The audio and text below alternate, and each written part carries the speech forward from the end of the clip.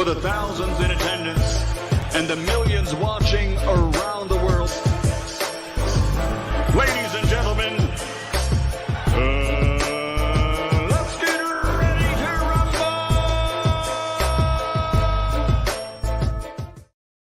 Yeah. What's up? It's our Buck Coast Malachi Williams in the building. We back.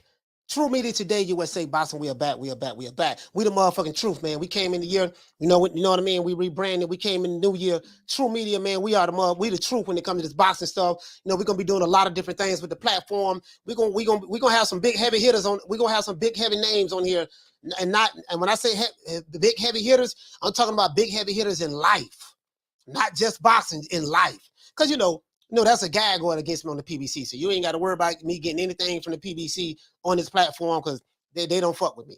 Understandably so. You know what I mean? So anything non-PBC, I won't get any of those guys. But anything outside of the PBC, they're gonna be here. I can promise you that. And just people who big in life, people who doing big boy shit in life. You know what I mean? But anyway, shout out to everybody in the chat, man. Let's give everybody a round of applause.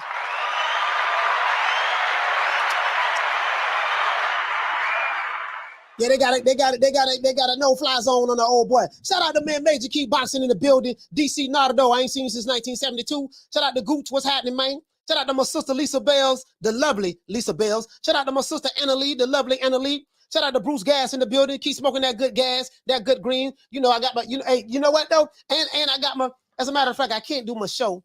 We can't do the show without the trusted Nick Sack right next to me. We gotta have the trusted Nick Sack right next to him, you know what I mean? Never leave home without one. I gotta have my trusted Nick Sack right here with me, man. True. Yeah, we gonna have a good show today, man. Today gonna be a good one, man. Today gonna be a good one. Hey, shout out to James Lee. James Lee in the building, man. What's up, James?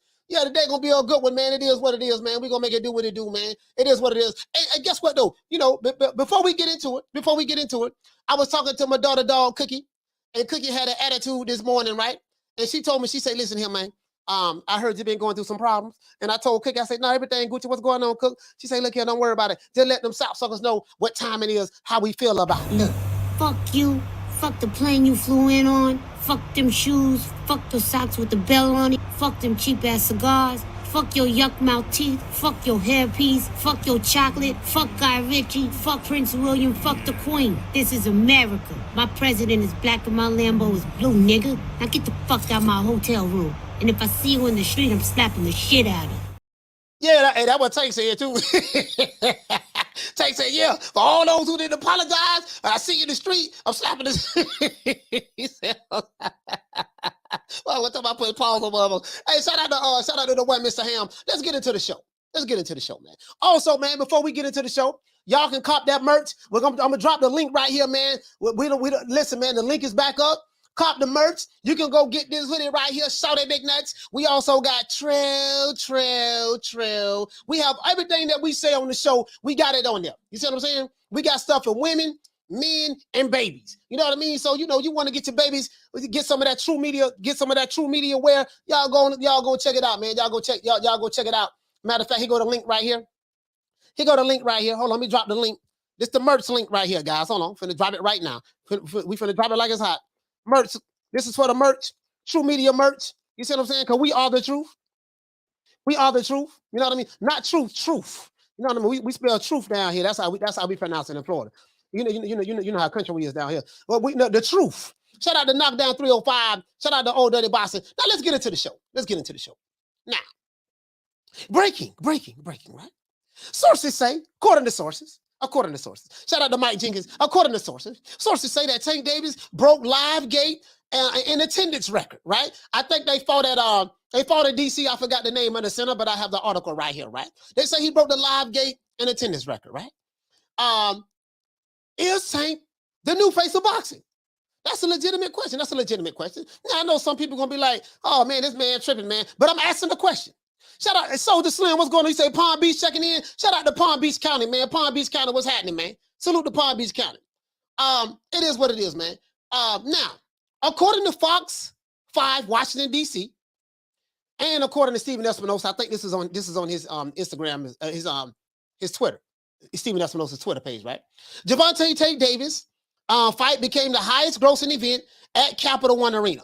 Now, I think they're talking about as it relates to boxing. I'm not saying that's what I want to put it in the proper context. As it relates to boxing, I don't know how many fights they ever had at that arena before, but they say he broke their tennis record. They say he broke their tennis record. I'm assuming it's pretty much is for boxing. And Livegate did over $5 million, right? A little bit over $5 million, right? It's also been reported by the PBC and Stephen Espinosa that Tank Davis versus Hector Garcia sold over $5 million at the gate. And had over 19,731 people in attendance. In Florida, we say 31, not 31, 30. Yeah, had 31, right? 31, right? Y'all got to say it with me, 30. All right, now, this will make Tank the biggest fighter in the lightweight division from a drawing power standpoint. I don't know anybody in the lightweight division that can draw like Tank Davis. I don't know any fighter. If you guys know a fighter in the lightweight division that's a bigger draw than Tank, or can come close to him, y'all give me, y'all help me out, because I really don't know, right? And he did this against virtually a no-name fighter in Hector Garcia. He also did this without the help of, like I said before, Floyd Mayweather and my dog Booger Ray Leonard. Coach, you guys get on my nerves. You guys over there at True Media, I really don't like you guys. You can never worry about getting an interview with anybody from the PBC. Leonard, I really don't give a damn. I'm bigger than that shit. Coach, I really don't care. I'm trying to find my glass. Oh, here we go. Coach, I really don't care, Coach.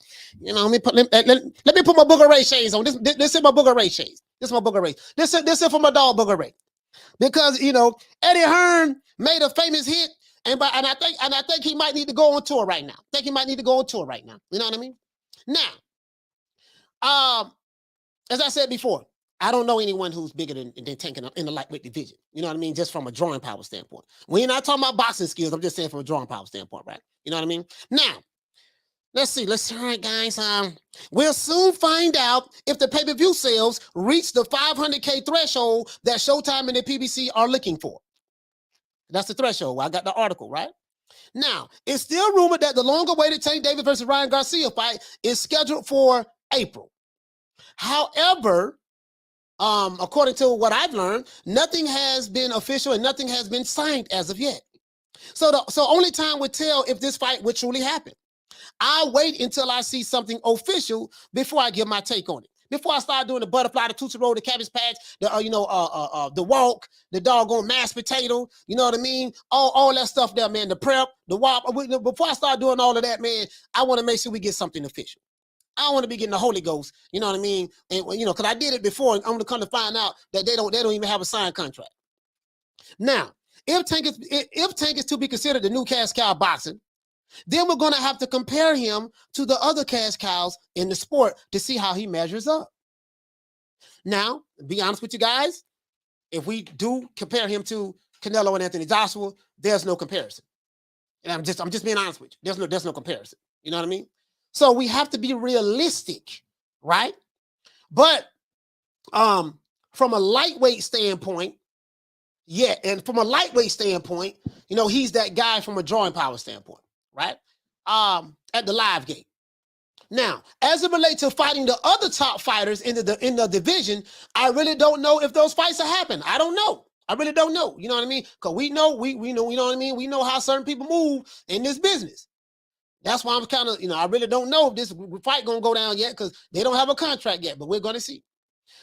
Whoever Tank decides to fight, Tank will be considered the A side from the PBC, and fighters who want to fight Tank don't make the type of money, they won't make big money to fight him. I'm gonna tell you what I mean by that.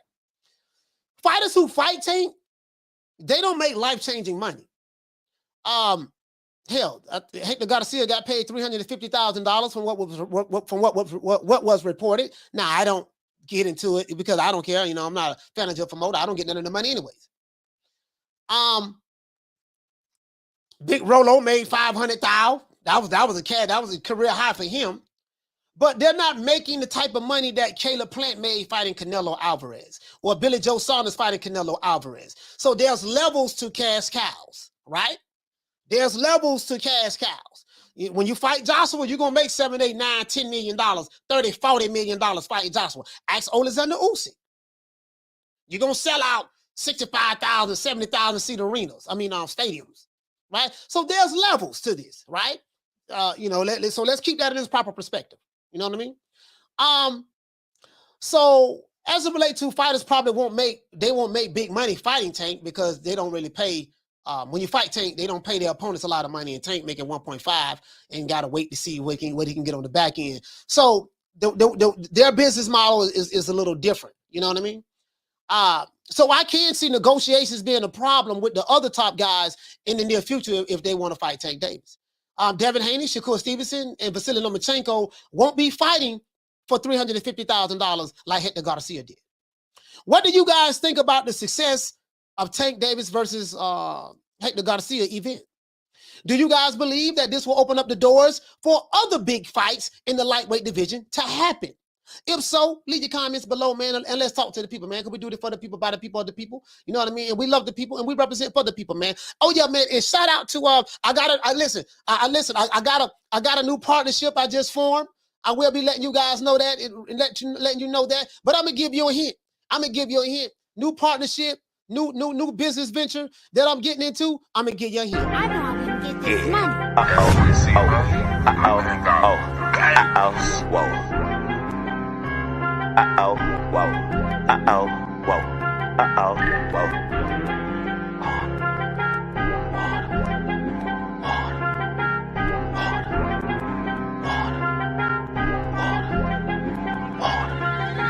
Talking water.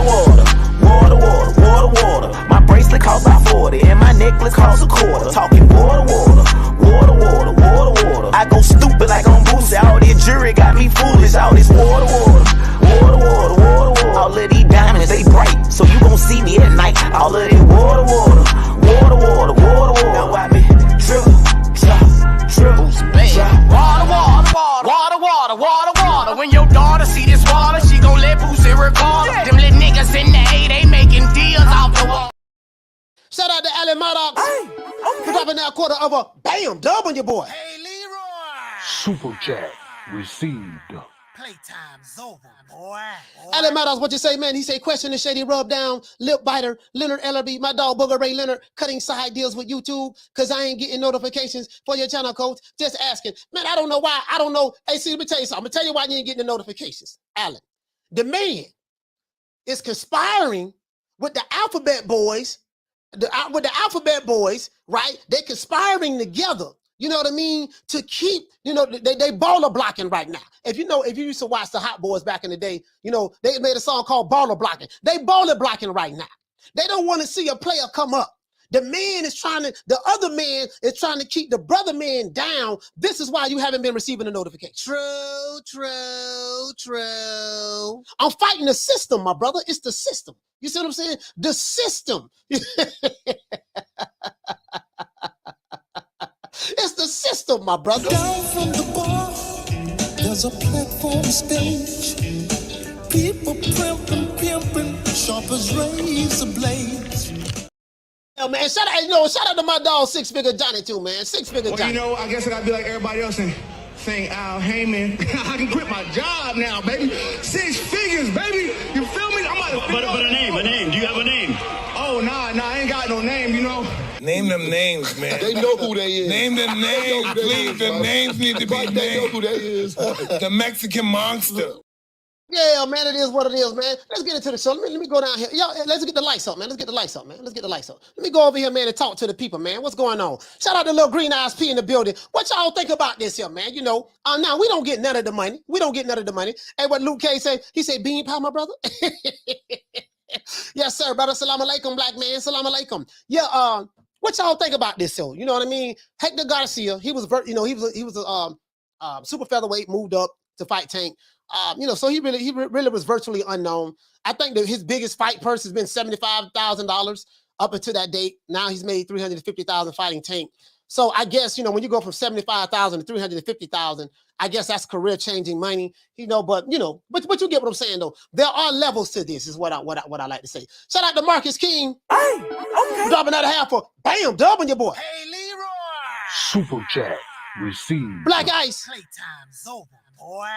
Shout out to Black Ice. Black Ice, what's going on, fam? Big ups to you, fam. And Marcus King, salute to you. Salute, brother. Salute to you, man. Salute. Thank you, brother. As a matter of fact, let me go ahead and drop that down here too, man. So I'm slipping on my pimping right now. Slipping on my pimping. Hold on, guys. Hold on.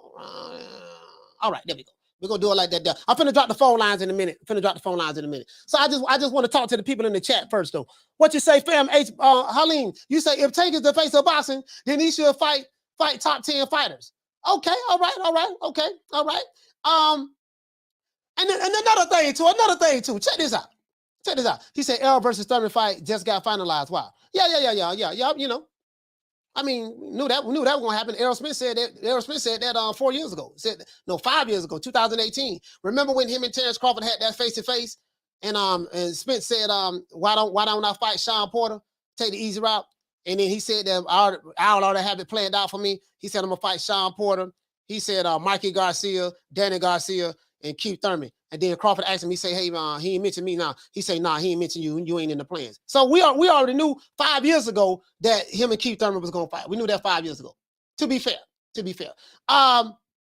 Yeah, man. So what y'all think? Shout out to the one and only. Hey, okay. For dropping that quarter of a bam dub on your boy. Hey, Leroy. Super chat received. Playtime's over, boy. Hey, what to say? The one and only, you say Coach Cambosos had 40K in attendance, and both him and Devin got millions guaranteed plus pay-per-view. Yeah. You saying when they fought in Australia. Okay, all right. Valid point. You made the one, Mr. Ham. You made the valid point, fam. You made the valid point. Down from the bar, there's a platform stage. People pimping, sharp as razor blades. Yo, man, hey, shout out to Bole. What's going on, fam? Hey, okay. We're dropping that quarter of a bam dub on your boy. Hey, Leroy. Super chat received. Playtime's over, Hey. boy. Hey, Nick Sack, what did he say? He said Nick Sack, Patty White, give a dog a bone. He said, now, Coach, Coach can leave the homegrown alone. Is PBC still broke? Asking for a friend. The PBC, they don't put the money up for their fights. You got to understand the networks are the ones who put the money up for the fights. So you got to keep that in its proper perspective. Any fight that goes down on the PBC, from a Showtime standpoint, the networks are the ones who put the money up. You know what I mean? So you got to take that and keep that in its proper perspective. And then you got to ask the person who said that the PBC was broke. You know what I mean? You got to go bring that to them. But the networks, Showtime is the one that put the money up for the fights. Anytime they have a fight, it's on Showtime. Showtime is going to be the one to put the budget up. They didn't put much up for this fight from what I've seen, you know what I mean, for the last fight that just happened, because I got all of the fighters' fight purses that they made, you know, and nobody really made a whole lot of money. You get what I'm saying? I think Tank was the highest paid person on there, and he got 1.5 guaranteed, and he's supposed to get the rest on the back end, and we know how that worked out. So, but yeah. Anyways, so what do you guys think? What do you guys think though? Hey, JD Garcia said, asking for a friend. Asking for a friend, huh? Asking for a friend. Okay. Shout out to Jeff Lucietta. You say Tank is talking more now after he left Mayweather. And this another thing too. Mr. Lemon, what you say? He said when I'm bringing Rick back. Hold on, let me call him right now. Let me see what's up. I can call Rick back now. Let me see what's up. Gator boots with the pimped out Gucci suits. Ain't got no job, but I'm still fly. Can't pay my rent, cause all my money spent. Slick Rick, what's going on, baby boy? Not much. What are you doing? Man, it sound like you tired, man. Would you tired or what? No, I'm just driving down the street. My wife, what's that? Okay, rolling down the street in your 6'4", huh? All right, but check it out. I got to get you on the show this week, man. The people asking for you, man. The people love you over here. They got a love-hate relationship with you, so we got to get you back on the show this week. Okay, that's good. I got no problem with that. I'll hit you up later. Just send me a text. Let me know what day you're available. Okay. Are you on the show now? Yeah, I'm on the show right now. So just hit me up today. Let me know which day you're available, man. The people are gonna be waiting on you. Okay, thank you. All right, for sure. Good. Yes, sir. Bye-bye now. Yeah, all right. So we're gonna get him on this week. He say he rolling down the street in his 1974 Pinto. He rolling down the street in his 1974 Pinto.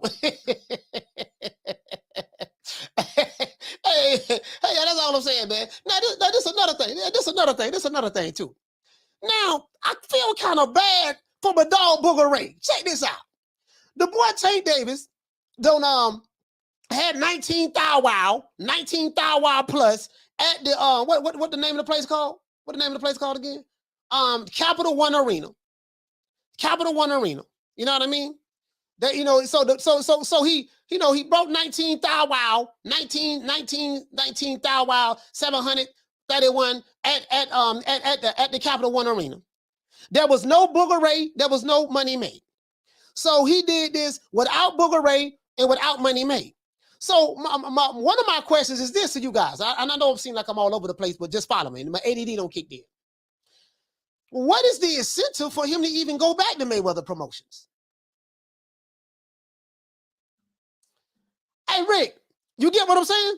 You say Glazier is creeping on the 3-wheel, sipping on gin and smoking on the zigzag. Hey, you get what I'm saying? If he did this without Booger Ray and Money May, I did it without Booger Ray and Money May. What is his incentive to go back to Mayweather Promotions? Anna Lee, what's going on, sis? What's going on? Drumming for life, what's happening? Shout out to Jose. Jose, what's going on? You get what I'm saying, though? Hey, Avalac, what you say? He still fought no one. Yeah, listen, yeah. I got you on that, fam. I got you on that. I definitely got you on that. But my thing is, Avalac,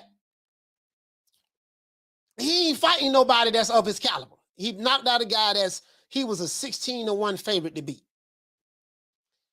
So you 1,000% correct on that. 1,000% correct on that. Because if it was any other fighter that we didn't like, we'll be saying the same thing. But my point is, he's able to sell out these venues with what you say, he ain't fighting nobody.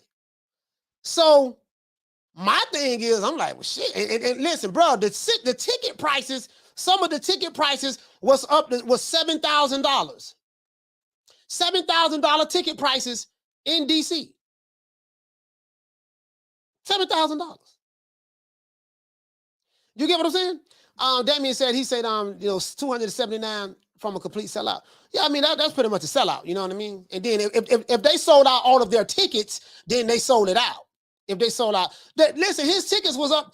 His tickets was $7,000, bro. They had 7,000. I'm not saying every seat was $7,000, but if he's fighting a no-name fighter, Hector Garcia is not a no-name. Is not a name fighter. Everybody know that. But if he's fighting a no-name fighter and he's doing 19,700 fighting a no-name fighter, and then he sold out the Barclays Center fighting Roland Romero, Big Rolo. You get what I'm saying? I'm like, damn. If this Ryan Garcia fight was to go down, if this Ryan Garcia and Tank Davis fight was to go down, shit, just imagine what that'll do. Shit, listen. And my thing is this. Okay, y'all shit, you charging $7,000 to see this man fight in DC? What the hell the tickets gonna be in Vegas? I say I'm going to the fight, right? But shit, I don't know. But no, shit, the tickets in Vegas probably gonna be 14,000, 15,000. Anna Lee, what you say? You say next time there's a fight in DC, I'm definitely going. The tickets might be 14,000, 15,000, 16,000 to get in. Hey, what you say, King? You say, Coach, DC is Booger Ray hometown too. Sold out event, and the Russells was hating. He said the Russells was hating, huh? True. I heard Gary Russell. I heard Gary Russell was hating that event. I heard he went live. I saw a video of Gary Russell. He went to saying Tank looked slow. There's a reason why. That boy, they've been ducking me and all this stuff there. I'm like, bro, I ain't gonna lie, man. This ain't no shade to Gary Russell, man. But I see Gary Russell. I don't see Gary Russell beat no Tank Davis, man. I don't, that's a reason why they've been ducking. You know what I mean? So I don't know, man. I don't know what it is. I don't know what it is with Gary Russell and Tank Davis. Like, what is it about them two? They don't like each other. You know what I mean? Because Tank get along with the Petersons and everybody else from DC, to my knowledge. What is it about Gary Russell? So, or Gary Russell just a hater. Hey, shout out to Swift 718. Swift, what you say, fam? You say Tank versus Ryan. must occur in the stadium. Yeah, I mean, I'm just saying you gotta put that fight in the stadium. You gotta put that fight in the stadium. What you say? His brothers was rooting for Tank, but he was on some hate. Rock Bud, what did say? So the brothers was rooting for Tank, huh? So the brothers were rooting for Tank. Hey, what did it say? He said the brothers was rooting for Tank. He said, but he said, but Gary Russell was on some hate shit. Hey, what's up with Gary Russell, man? What's up, man? Yeah, I'm just saying. Hey, what you say, Matthew Bishop? You said the Rise podcast said the average ticket was set $600. Coach. Yeah. I know that. I know that the average ticket was $600. But I'm saying they had tickets on sale that was probably up front to get around the next to the ring. Those ringside tickets, man, them tickets was $7,000. Remember, he was on the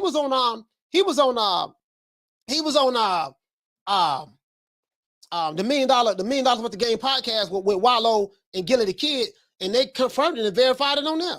That's how I knew. I was like, damn, $7,000. Motherfucker went crazy, man. Shit, fuck that.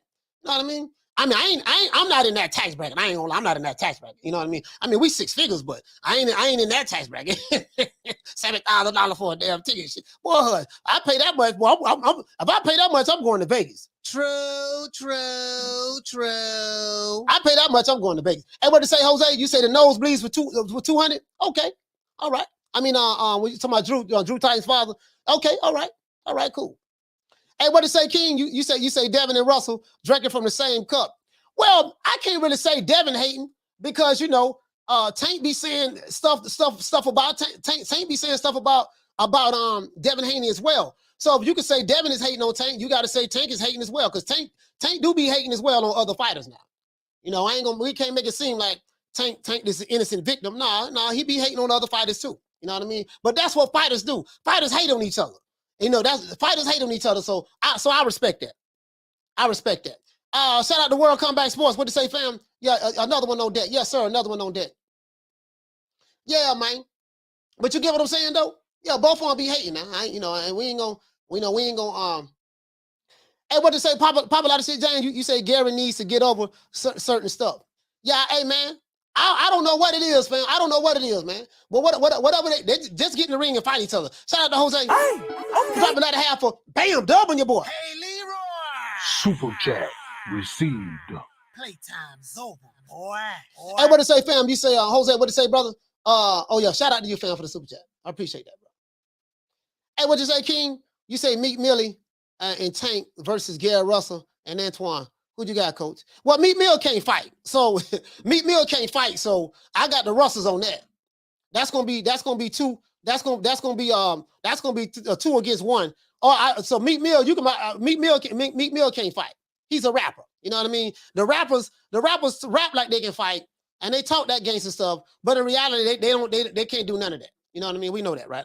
Shout out to the Axiom. Hey, okay. I'm dropping that quarter of a bam, doubling your boy. Hey, Leroy. Super chat received.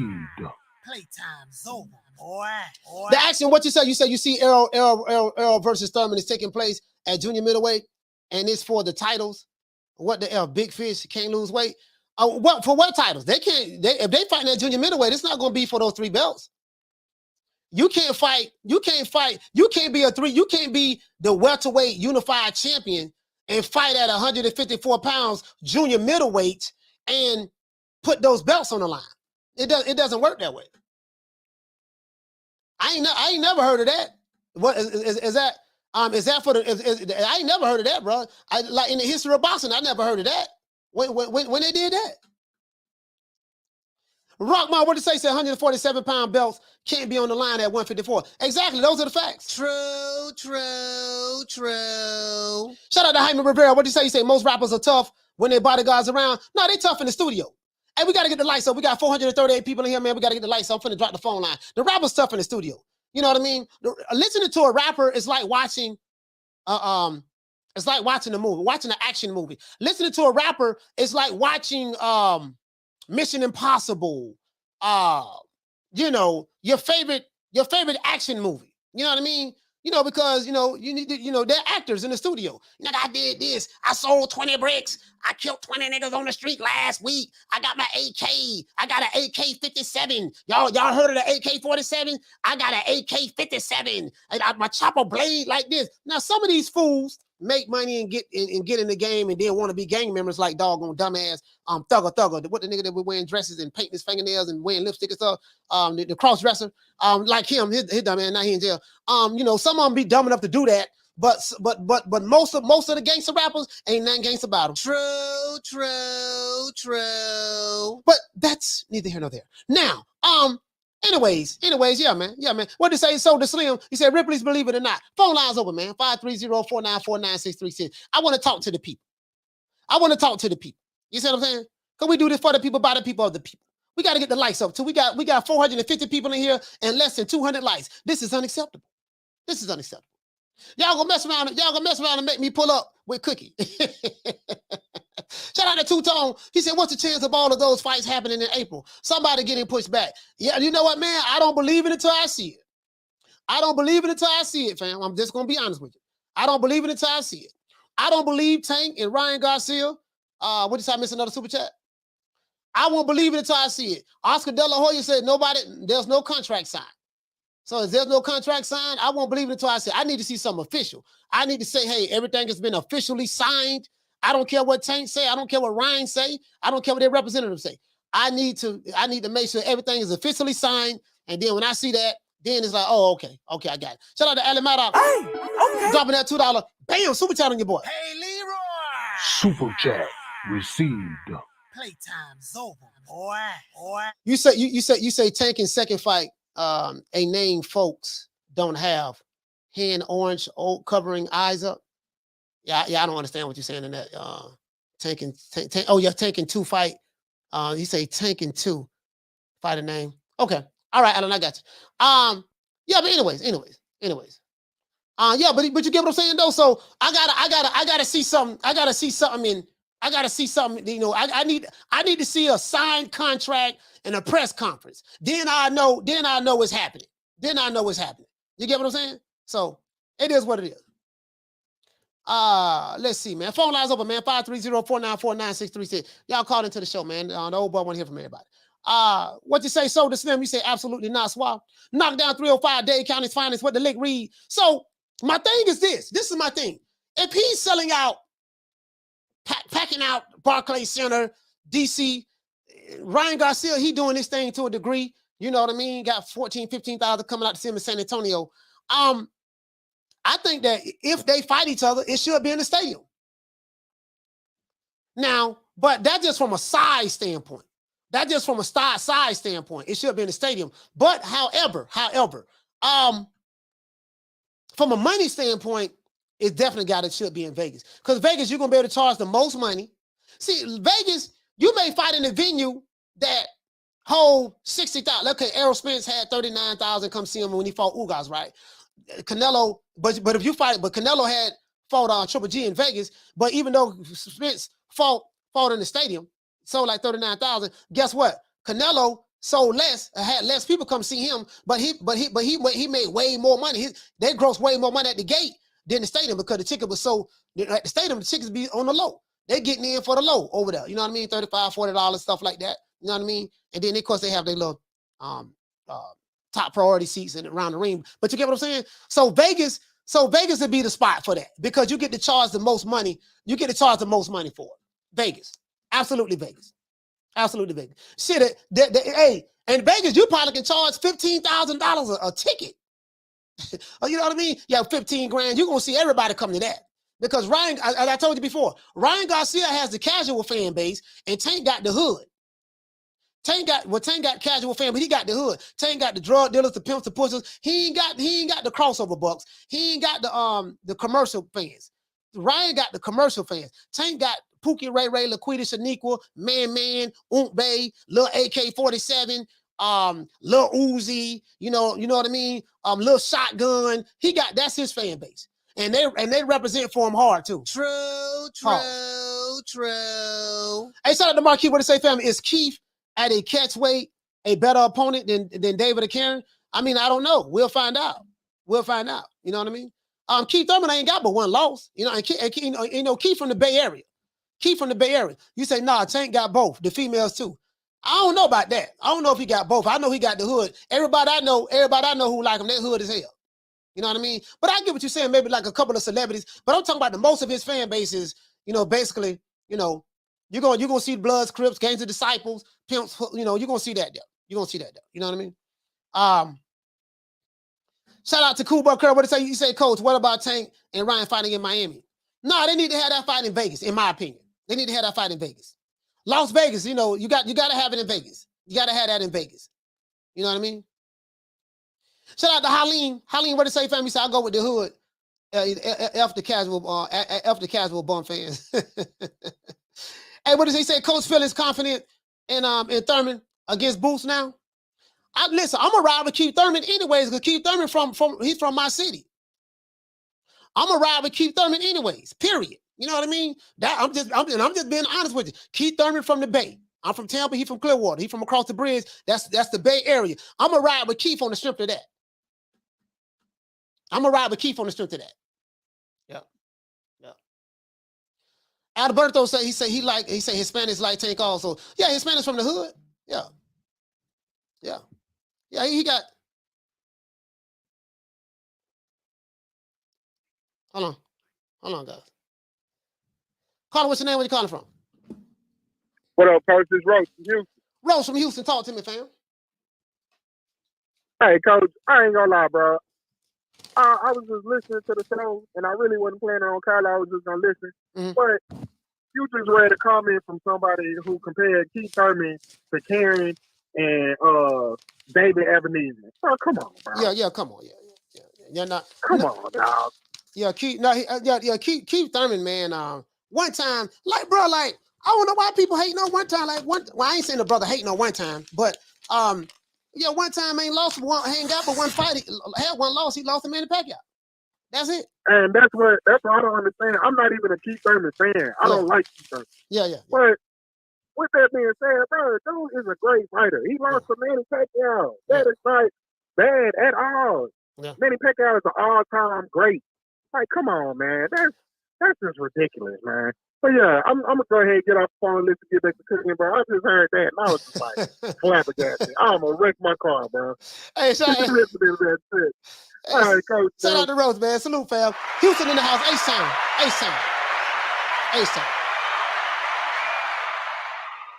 Shout out to Marquis. What did he say? He said he had one fight in 3 years. Yeah. I get what you're saying from an inactivity standpoint, but from a skill set standpoint, we're talking about his skill set.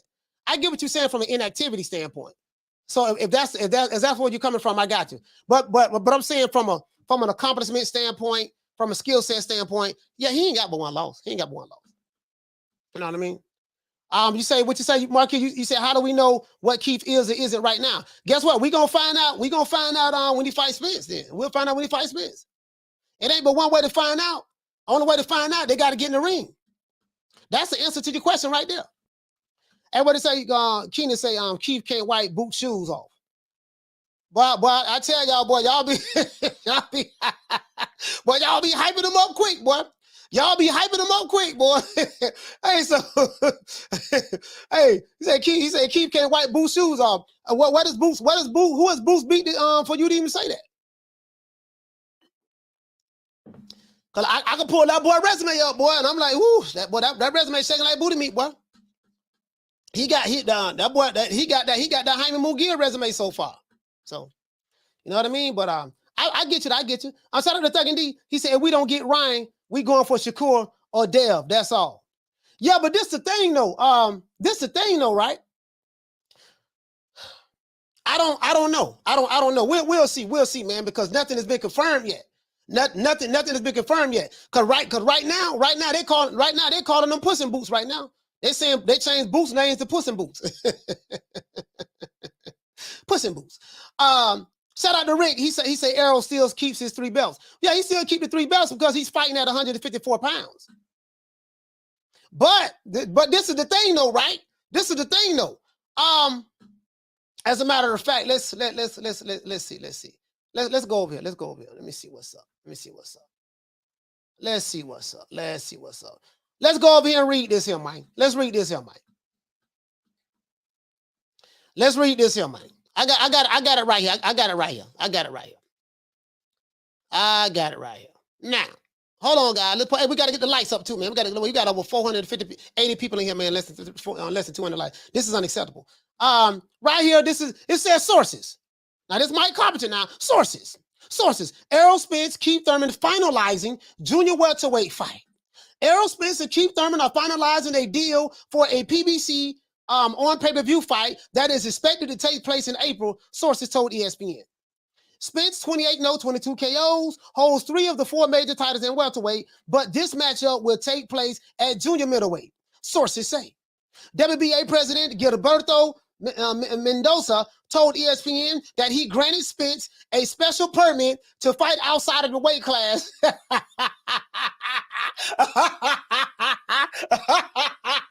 Hey, well, it said without relinquishing his 147-pound title, he also holds the IBF and the WBC belts. So here we go. This where it's at. So all of this, well, we taking the IBF route because we want to fight Spence. Guess what? Ain't nobody, all you young jitterbugs who want to fight Spence, I told you, you ain't gonna fight the man. The politics of boxing, this how this thing works. The promoters, the power brokers control the sanctioning bodies. The power brokers, some yellow envelopes are slipped to people. Briefcases with initials on it are slipped to people. And that's how this works. This is what I've been telling y'all. The power brokers control who does what. Now, we knew that Keith Thurman and Spence was going to fight each other 5 years ago. How do I know? I could pull up a video where Crawford had on a red hoodie and Errol Spence. They met at the what the dude name? Maurice Hooker fight. And Bob Arum was out there and stuff like that, and they met in the back, and they, and Spence was like, they said bet 100,000, and Crawford said bet $1 million. They shook hands, and he said, look, why don't I take the easy route? He told you then. He said Al told him Keith Thurman, Sean Porter, Danny Garcia, Mikey Garcia, and that's what he said. He said, Al ain't mentioned my name. He said no. So he said it 5 years ago what it was, and if you look at everybody who spits his fault outside of Ugas, that's pretty much who he's fought. True. They said it 5 years ago. That's what they said. So I don't go by what nobody else say. I go by what the primary source of information say. I don't go by what a YouTube channel say. I don't go by what nobody in the chat say. I go by what Spence say, Crawford say, what my main man name? What other dude name? Booger Ray Leonard, Sam Watson, those guys. All this other stuff about this propaganda they putting out there. Fact of the matter is, they said it 5 years ago, and they have been consistent with what they've been saying. Period. It is what it is. You know what I mean? So, shout out to Ali Maddox. He say facts. Tank ain't got them skinny jeans down low cats. Okay. Salute to you, fam. H. Boss, did you say has Hooker retired? No, I don't think so. I don't think Maurice Hooker. I don't think he retired. I don't think he retired. And I got some information about Crawford too, but he got 2 fights. He probably gonna be doing. I can't really say much on it, but told y'all that fight ain't happening. It's over. I told y'all that. Shout out to Javier. He say, is that the same permit Keith Thurman holds? Okay. Thuggin' D, he say Bud and Spence should be trying to hop on boots while he's still young, in my opinion. Yeah, but Thuggin' D, this is the thing though, right? This is what you got to realize. When have you ever seen a champion chase a prospect? You don't see champions when you hound a hog, you don't chase prospects. Prospects, it's the prospect's job to chase the champion. It's always been like that. You get what I'm saying? So the prospect know what time it is. So they're fighting at 154 pounds, according to sources, according to Mike Carpenter, according to his sources, and pretty much knew that was happening. I dropped several videos saying this as such, and it is what it is. Nothing to see here, folks. Nothing to see here. So anyways, what are the chances that this Ryan Garcia and Tank Davis fight don't happen. I want to look at that. What are the chances that Ryan Garcia and Tank Davis fight not happening? What's the chances of that not happening?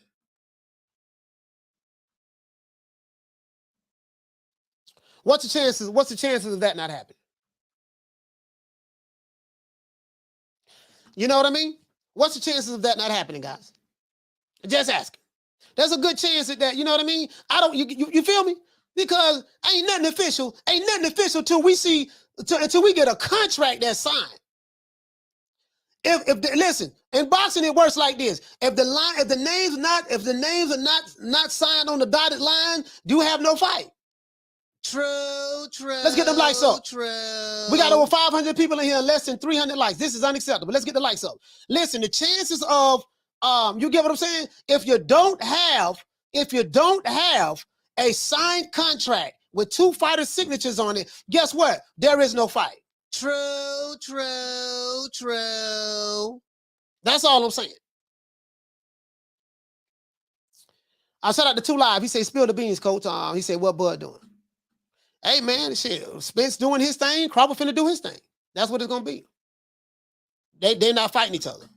I told y'all, I've been telling y'all that. I dropped the video. Listen, I dropped the video December 16, 2021 saying this. I dropped several videos. This shit ain't, and I've been telling y'all, a few times I talked about Crawford and Spence, I told y'all that shit ain't happening. It's not. I'm telling you what I know now. Believe what you want to believe. Just keep breathing. You're going to see that shit ain't happening. Shout out to RJ. What did you say, fam? RJ said, he said, there's 200 Wakandas in here, coach. Shout out to Thug and D. Thug and D. He say it's a big payday. I think Ryan want the bag. Man, Thug and D, man, just let me know, dog. Let me know, dog, when it's a contract signed. Let me know there's a contract signed.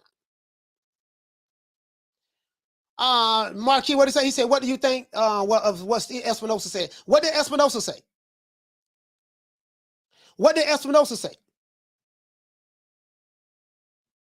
I don't know what he said. What did he say? Shout out to my sister Anna Lee. And what did he say? He said, what you say, Raw Dog? You say odds on Keith throwing the fight. Man, I don't know, man. Shout out to the one and only. Hey, okay. He better not throw the fight. If he throw the fight, he can't come back. He can't come back to the bay for dropping that quarter of a bam dub on your boy. Hey, Leroy. Super chat received. Playtime's over, boy. What is that? You say Tank and Ryan can't sign to an official fight until after they know the outcome of his B-More case in February. Okay. All right, so there ain't no fight then. There ain't no fight until that happens. Down from the bar, there's a platform stage. People pimping, sharp as razor blades. I tell you what, though, I think it was very foolish. For Ryan Garcia not to take a tune-up, in my opinion. Me personally, I think it was foolish for Ryan Garcia not to take a tune-up. Because whether you take the tune-up or not, you still ain't fighting Tank in January, this month. So it didn't make any sense to me to say, well, oh, man, I don't need no tune-up. I want to go straight into the Tank Davis fight. Well, the thing is you're not going to fight him until April, allegedly, because we don't know. There's nothing official yet. So why not take a fight in January? Because I don't want to hear this. Let's say this fight do go down in April, right, with Tank and Ryan. If Ryan loses this fight, the excuse, and I'm telling you guys, I'm giving you tomorrow's headlines today. The excuse is probably going to be, man, Ryan Garcia ain't take no tune-up. That was his first fight of the year. Tank was already, he was active. This is his second fight. You get what I'm saying? And I don't want to hear that. I'm shout out to Two Tone. What's up, my brother? He say Ryan is my friend, and I can't see them fighting in 3 months. Boxing going to do boxing. Yeah. I mean, hey, shout out to Two Tone, man. Two Tone, yeah. Thank you for that. Thank you. And this is what I'm saying, fam. This is what I'm saying. My thing is I don't know until we see something official. Until we see something official, you know what I mean? I don't know. I got to sit back and just wait and see. Shout out to Walt from South Florida. Hey, okay. Dropping that quarter of a bam dub on your boy. Hey, Leroy. Super chat received. Playtime's over, boy.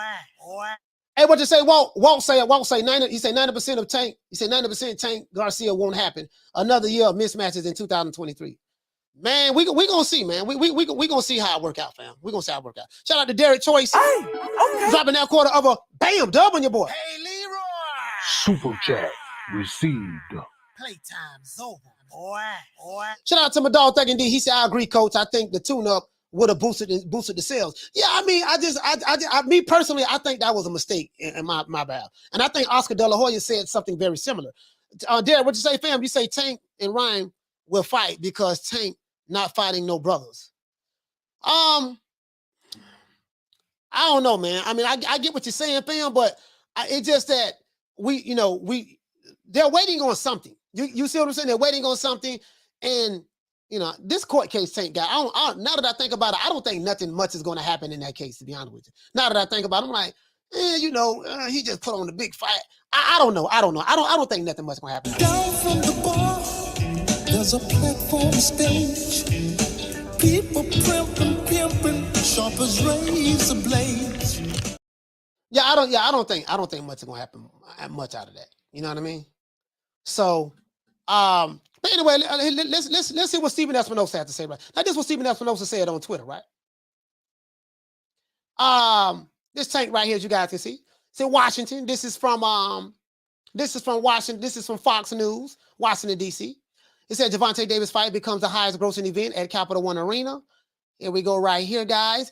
It says Gervonta Tank Davis victory over Hector Garcia Saturday night broke the all-time live gate record at Capital One Arena, according to a Showtime sports executive. So this is according to Showtime. On Monday, Stephen Espinosa tweeted the news sharing that the match was the highest grossing event of any kind in the 25-year history of the Capital One Arena. Sports Business Journal reported that Premier Boxing Champions, the PBC, the promoters behind the sold-out match, which is Tom Brown, ranked in $5.1 million in ticket revenue. Now, in comparison to Canelo, this is nothing. But that's neither here nor there. Canelo and Joshua. A person familiar with the sales told the outlet that 19,731 paid attendees were counted. That's a lot of people. The previous record within the arena for a Rolling Stones concert, Sports Business Journal reports. Davis, 28-0, 26 KOs, scored a 9th round technical knockout. We already know about that. And this is what Stephen Espinosa said. Stephen Espinosa said that Gervonta Tank Davis versus Hector Garcia broke an all-time live gate record, the highest grossing event of its kind. So they got this information from Stephen Espinosa, right? They got it from Stephen Espinosa. And they're saying that PBC said that it broke $5 million at the gate. Okay. That's what they say, right? So, I'm not gonna lie. That's not bad. There's no comparison to the top guys, but in the lightweight division, I don't think no one in the lightweight division is doing that. I don't think that Devin Haney is not doing that. I don't think that Ryan Garcia is doing that. I don't think that Shakur just moved up. So he did. As a matter of fact, Shakur did pretty good at his fight in Jersey. But I don't think, and it was pretty packed, so, but I don't think no one in the lightweight division is doing that. So my thing is, if him and Ryan Garcia, Tank and Ryan Garcia fight each other, Ryan Garcia has a commercial appeal. Ryan Garcia reminds me a lot of Oscar De La Hoya. And what I mean from Oscar De La Hoya, not from a skill set standpoint, but from a marketability standpoint. Ryan Garcia is very, very marketable. He has a commercial appeal. Tank he doesn't have the commercial appeal like Ryan Garcia. He doesn't have the endorsements and stuff like that. Mostly probably because of not only just his background, but just, he has a reputation of beating women up and his image is not that good, clean cut. So, he doesn't have the commercial appeal from getting commercial endorsements, having corporations back him like they do Ryan Garcia. So Ryan has more of a commercial appeal, and this is why I say Tank has more of the hood. You get what I'm saying? So Ryan Garcia does remind me of of Oscar De La Hoya from a marketability standpoint. He does remind me of that. So you have those two different dynamics. I just don't think, guys, and I'm just being honest with you, fam, I don't think that fight happened in April. I don't know. I don't know until we get something signed. I don't know. Hey, we gotta get the lights up, man. This some bullshit. Let me take the phone down, man. That's some bullshit, man. Y'all don't even support a nigga, man. What kind of shit is this? And we got doggone 500. What we got here? Man, we got over 500 people in here, man, and less than 300 likes. Man, I'm finna pull up. As a matter of fact, anybody that's watching this live that did not hit the like button, this how I feel about it. Fuck you. Fuck the plane you flew in on. Fuck them shoes. Fuck the socks with the bell on it. Fuck them cheap-ass cigars. Fuck your yuck mouth teeth. Fuck your hairpiece. Fuck your chocolate. Fuck Guy Ritchie. Fuck Prince William. Fuck the Queen. This is America. My president is black and my Lambo is blue, nigga. Now get the fuck out of my hotel room. And if I see you in the street, I'm slapping the shit out of you. That's right. You hit the like button, we pulling up. True. Hey, you don't hit the like button, man. We pulling up, man. We ain't even playing with it, man. For real though, you hit the like button, we pulling up. What up, y'all? It's your man for Ricky Ross, and I'm letting you know that I'm doing celebrity features, product promotion, video commercials, product shout-outs. And if you want me at one of your special functions or special event, all you gotta do is hit my email address, fwmillionaireclub@gmail.com. Boom. Rented out my feelings up until the pay was due.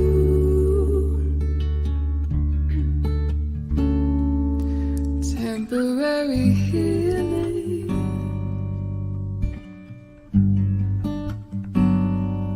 I thought the bomb was bulletproof. Shout out to Don Juan for becoming a member, man. Let's give you a round of applause.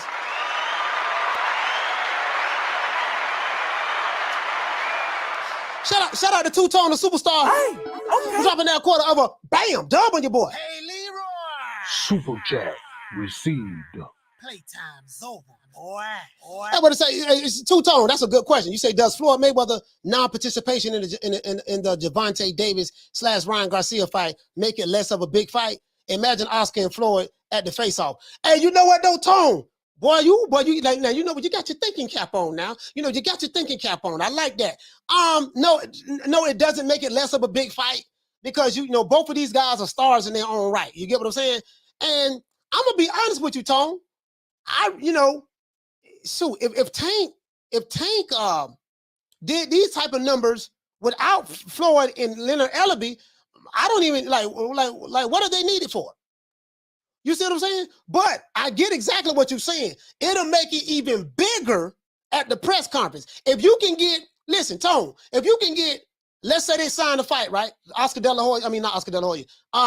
Let's say Tank and Ryan fight each other, right? And if you have Oscar De La Hoya and Floyd Mayweather rekindling their beef at the press conference and have them there, but the thing is, I don't think Tank and Ryan would like that because it's going to be more of Floyd taking Tank's shine. Because Floyd going to do all the talking. You ought to know that. True. Floyd going to do all the talking. Listen, Floyd going to do all the talking. Floyd going to do all the talking. He going to be like, like I said before, Oscar, I beat Oscar. I beat him. You guys do know I'm a Hall of Famer. I beat Ricky Hatton. Yes, I beat him. I beat Manny Pacquiao. I beat more Hall of Famers than any fighter currently in boxing today. Like I said before, I have a net worth of $5 trillion. You do know that. I made all the money. I got 45 high rises around the country. I got 50 Bugattis. I bought Rolly Romero a Bugatti. Like I said before, so Floyd, Tank ain't gonna be able to talk. You saw all these interviews that Tank doing. Oh, you can forget all that. If Floyd get back in the picture, you can forget all that. True. You can forget all that. So if I'm Tank, nah, man, baby boy, listen, hold up, swole up. You sit on the sideline. I got this here. I did 19 Thou Wow by myself without Booger Ray. Man, poor Booger Ray, man. Man, I feel so sorry. Man, for Booger Ray Leonard, man. Shout out to Jug. Hey, okay. Dropping that quarter of a bam dub on your boy. Hey, Leroy. Super chat received. Playtime's over, boy. Yeah, man. I'm just saying, man. My dog Booger Ray, man. Y'all got my dog Booger Ray out in the cold. He said, Coach. He said, can you give the Broner? He said, "Can you give the Broner to Riley from the Boondocks for dropping too many F-bombs?" Shut that soft ass shit up. And the best man Shut to that win. soft. That's some soft ass shit. Shut that soft ass shit up. All that soft talking. I know you can do it, man. You got the. Man, shut that soft ass shit up. Yeah, I'm just saying though. Like, hey, listen, if I'm Tank, right? I'm just saying if it's me. If I'm Tank, yeah, I don't want I don't want no doggone yeah, I don't want Floyd Mayweather at my press conference. For what? We see what Floyd gonna do. Floyd gonna hold the microphone up. This gonna be Floyd. This gonna be Floyd right here. Now you know how it was when they asked Tank a question. When they asked Tank a question, Tank can't get no. Remember the last fight? When you are put in a certain position, he should be he's able to, like me. You know, when I was in a position, I can pick and choose who I want to, because I earned that right. You get what I'm saying? So that's when Tank fought Esau Cruz. Man, come on, man. Listen, bro. The best thing Tank did, in my opinion, the best thing Tank did was go ahead and just move to the side, tell Floyd, look at baby boy, check this out. I got this here, baby boy. I got this here right now. We're gonna have to move this to the side. We got to move this to the side, man. And it is what it is, man. I can't, you know what I mean? I can't have you next to me, man. I can't have you next to me, man. You know what I mean? Doing all that crazy stuff. Hold on, we got a super chat. We got a cash out right here too. Hold on. Let's get to the cash out. Appreciate the support. Shout out to Ruben. Hey, okay. Dropping that quarter of a bam dub on your boy, cash out. Hey, Leroy. Super chat received. Playtime's over, boy. Hey, he said for the A, B, C, D, E, F, G, Z, Z, Y, X, C. He said, wait, the whole alphabet is confused. Yes, sir, man. Salute the doggone Ruben, man, for the cash out, man. I appreciate that, fam. Give a brother a round of applause.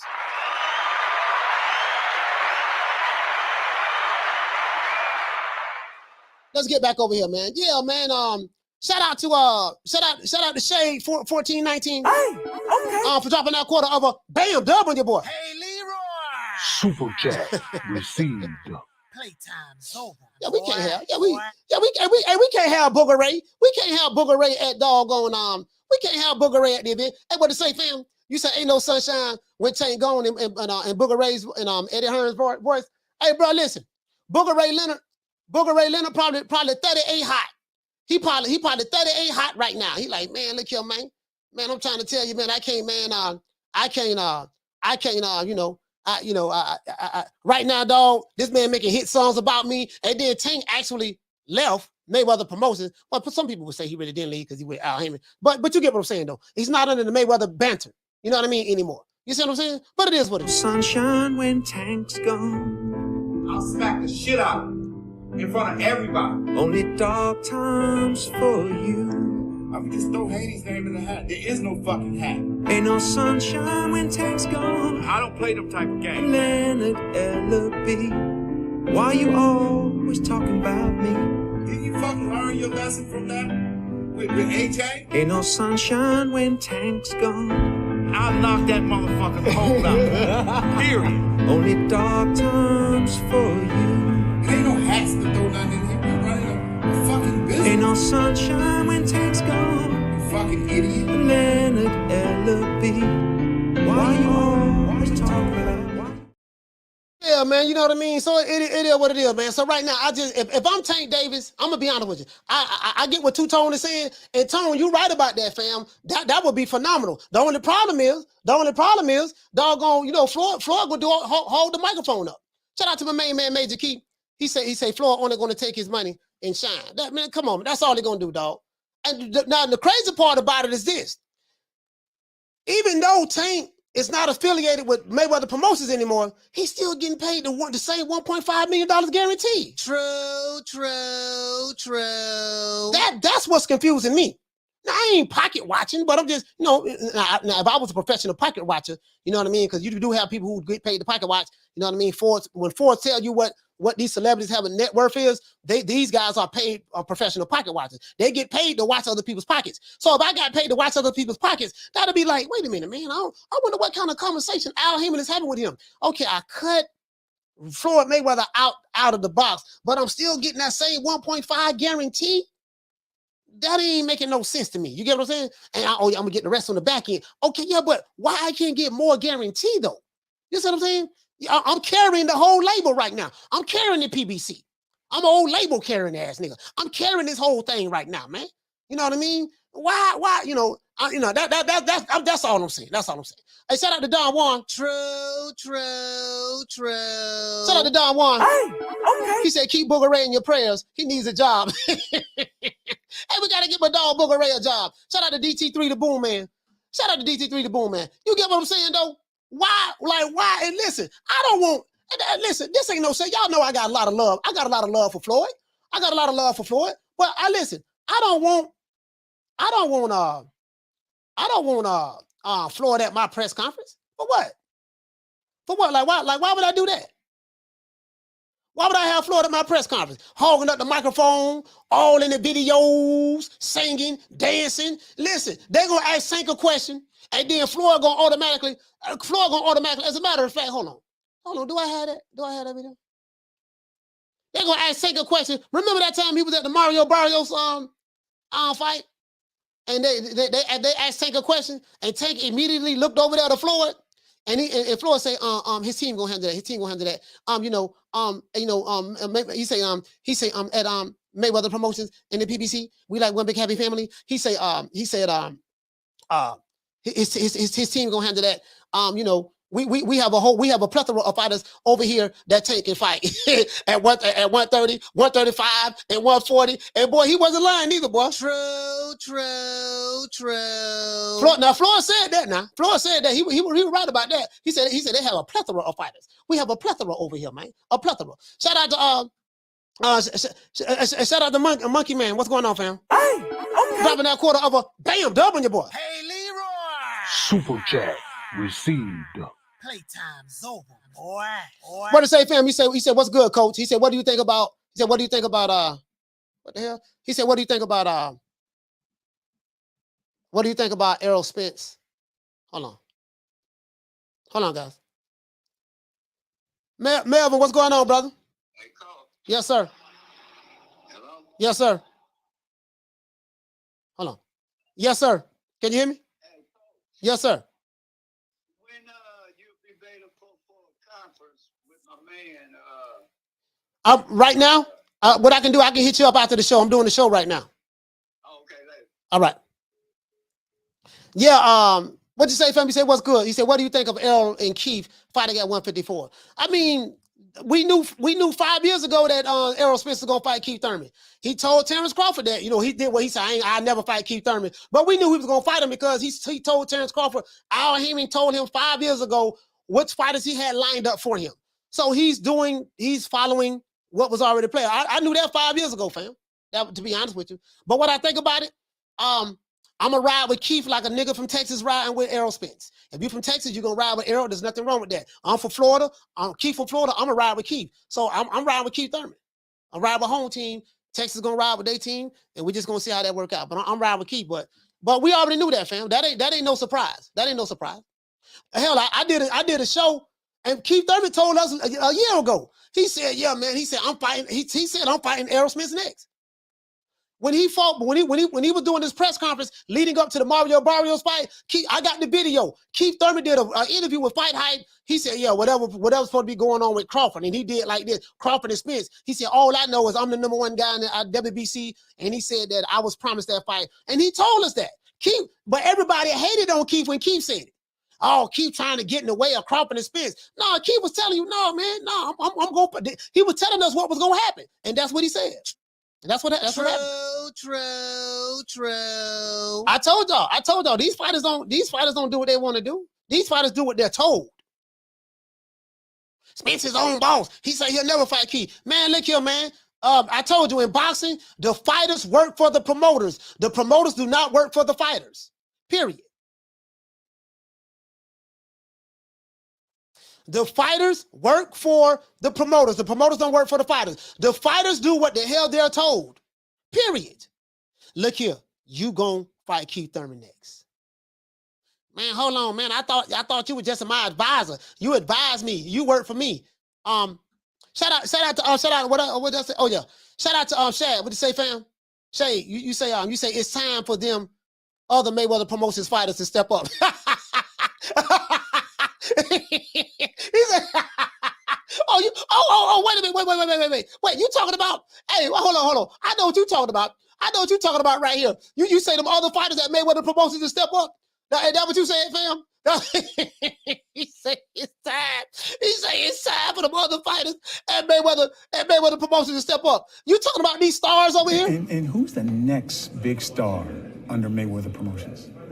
Ooh, we have quite a few young guns, as I say, and I don't want to leave any names out, but we have a great roster of young talent, and we've been very selective about what we're doing, again, because when you have, an abundance of fighters, it's hard to kind of focus on. When a big fight is to be made, it has to make sense for both sides. No promoter or company is going to put their guy in an event with everything to lose and nothing to gain, especially when we talking about this. You know what I'm saying? Interesting. Yeah, you talking about them fighters? True. Hey, woman dog, where you at? Hey, Shay, you talking about them fighters? So, what you mean, Shay to Shad? Shad, you talking about them fighters right now? The plethora, you got to.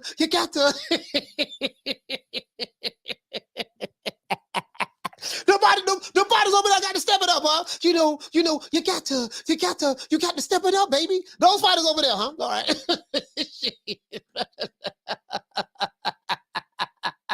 Hey, that's all I'm saying, fam. Hey, we got to get the lights up. We got over 500 in here. We got less than 300 lights. Let's get the lights over 300. And then we got to work on 400. That's all I'm saying, fam. You know what I mean? And you already said, as soon as they ask him that, and who's the next big star at Mayweather Promotions? Woo! God damn, I can't believe you fucking asked me that question. Oh my gosh. Oh Lord, this is too much. Oh, I'm gonna fight Tank left. Floyd told me soon if Tank leaves, I'm out of a job. I don't know what I'm gonna do. He won't let me massage him anymore. Used to massage his balls and stuff like that. That's not happening anymore. Oh my gosh, where is the as a matter of fact, where's my sidekick? I gotta call Floyd. Hold on, guys. Hold on. My trusted sidekick, I got my trusted sidekick. Like I said before, hello, Floyd, I'm here with Brian Custer. Oh my gosh, he's asking me who is the next big star at Mayweather Promotions, and I don't know what to tell him. Tank is gone. Leonard, right now, I'm getting a massage right now, Leonard. I'm getting a massage. Leonard, I told you if Tank leave, you're out of a job. I don't know what to tell you. You're still the CEO of Mayweather Promotions, but we don't have any fighters. Just make up something. You know what to do. Filibuster. Do a filibuster. Answer the question without answering the question. That's what you're good at doing, anyways. But right now, Leonard. I'm in Dubai. I'm getting this A-Rap money. I'm Floyd. Wait a minute, Floyd. Is there any way that we can get any of our fighters to get some of that A-Rap money with you? Because I see that you fought on DAZN, an app that I trashed for years, but you're fighting on DAZN. And is there any way we can get some of that A-Rap money? Because financially we're not doing that well, and the A-Raps are paying a lot of people money. The boss, Leonard, no, nobody at the PBC can get the A-Rap money. Nobody at PBC can get the A-Rap money. I'm the only one that's going to be able to get it. Okay, you keep everything domestic. All right, Leonard, I'll talk to you later.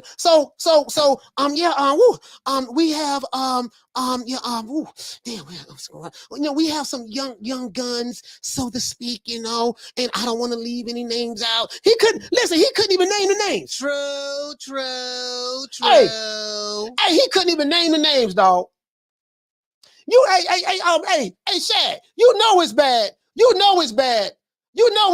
when you, Rick, you know it's bad when you can't name the names. Hey, Rick, you know it's bad. When they ask you who's the next big star at Mayweather Promotions, and you can't name the names, you know it's bad. We the Charlo twins. We known for calling everybody out. Please call these people out. Listen, the whole world's looking at you. Call these people out. What's up? It's the Jamal the Hitman Charlo. Let's get it. Who want it? Name them names, man. They know who they is. Name them names, please. The names need to be named. They know who they is. The Mexican monster. Mexican monster. Mellow. Can't name the days, huh? Bro, like, listen. listen. Bro just said, hey, Brian Custer knew he was full of it. He said, interesting. Like, look at you for this shit. Hey, let's get the lights up to over 300, man. Hey, look at, hey, Matthew Bishop, what you say? You say Leonard was sweating bullets? Boy, he was sweating bullets. Yes, he was, bro. Yes, he was. He was sweating bullets. Hey, let's get the lights over 300. Phone lines back open again. But he was sweating bullets, boy. Boy, he couldn't, boy. Boy, he was shaking, boy. Hey, he was shaking like booty meat. He was shaking like a leaf in the middle of a hurricane when they asked me that question. Hey, just imagine Booker Ray on the witness stand. And he, like, the prosecutor bringing him up on charges. And he on the stand, on the witness stand, and he's in the courtroom, in the court of law, and the judge asked him, and the prosecutor asked him, he say, Booker Ray Leonard, first what is your name, sir? My name is Booker Ray Leonard. First name Booker, last name, middle name Ray, last name Leonard.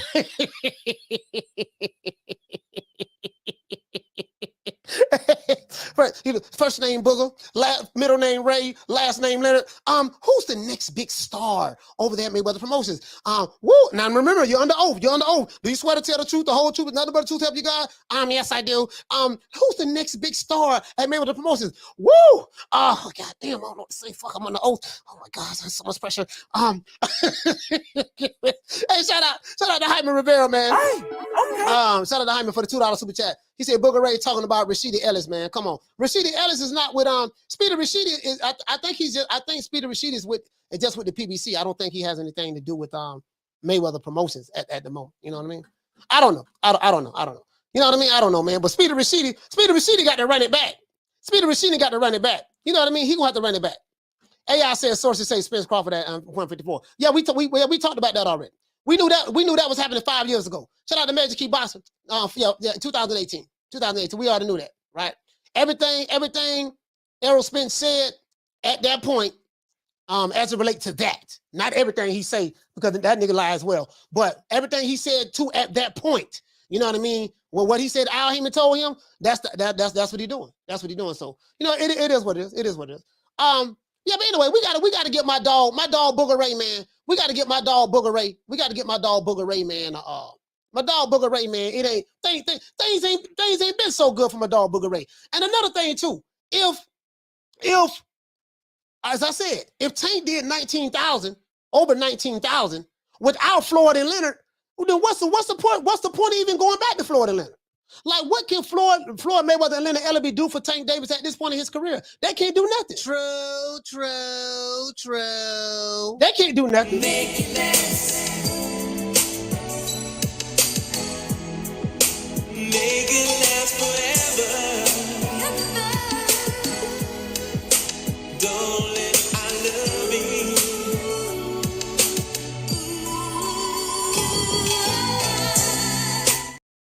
But yeah, they can't do nothing. We already know that. Shit, we know that. You know what I mean? So I mean, it is what it is. I mean, he don't need him at this point. He don't need him at this point in his career. Like, not right now. You know what I mean? Because only thing Floyd gonna do. Yeah, I already know that, fam. I already know that. He said, Fight Hype just announced Spence Thurman at 154. He said, what are your thoughts? My thoughts is, if you've been following me, I've been saying that that's going to be the next fight for Errol Spence. And I told you that Crawford Spence fight, that's not happening. And Floyd and then Leonard, and my thoughts is, Errol Spence said 5 years ago that who Al Heyman had lined up for him, and Keith Thurman's name was one of the names he had lined up for him. So my thoughts is he's doing exactly what the plan was for 2018. That's my thoughts. I shout out to Nick Riggs. She said, Coach, you totally ruined this song for me. I plead the fifth. I plead the fifth. 5, 1, 2, 3, 4, 5. Anything you say, 5. Go ahead, ask me a question. Did you? 5. Yeah, we know about this. There's a plethora of receipts out there.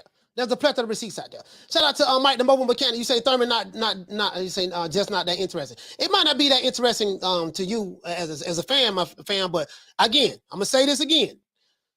The power brokers in boxing tell the fighters what to do. Fighters who say they are their own bosses, they're lying. If you're not a free agent, you're not your own boss. And even if you are a free agent, you're still gonna have to line up with someone. The power brokers in boxing in one form or fashion, right? So to a certain degree. So the promoter does not work for the fighter. The fighter works for the promoter. And that's just the reality of the situation. The promoter doesn't work for the fighter works for the promoter or the financial advisor. The financial advisor, as a matter of fact, listen. As a matter of fact,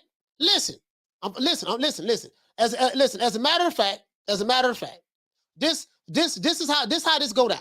This is how this go down. Because I don't think a lot of us fans, boxing fans, a lot of us boxing fans, I don't think we really get it.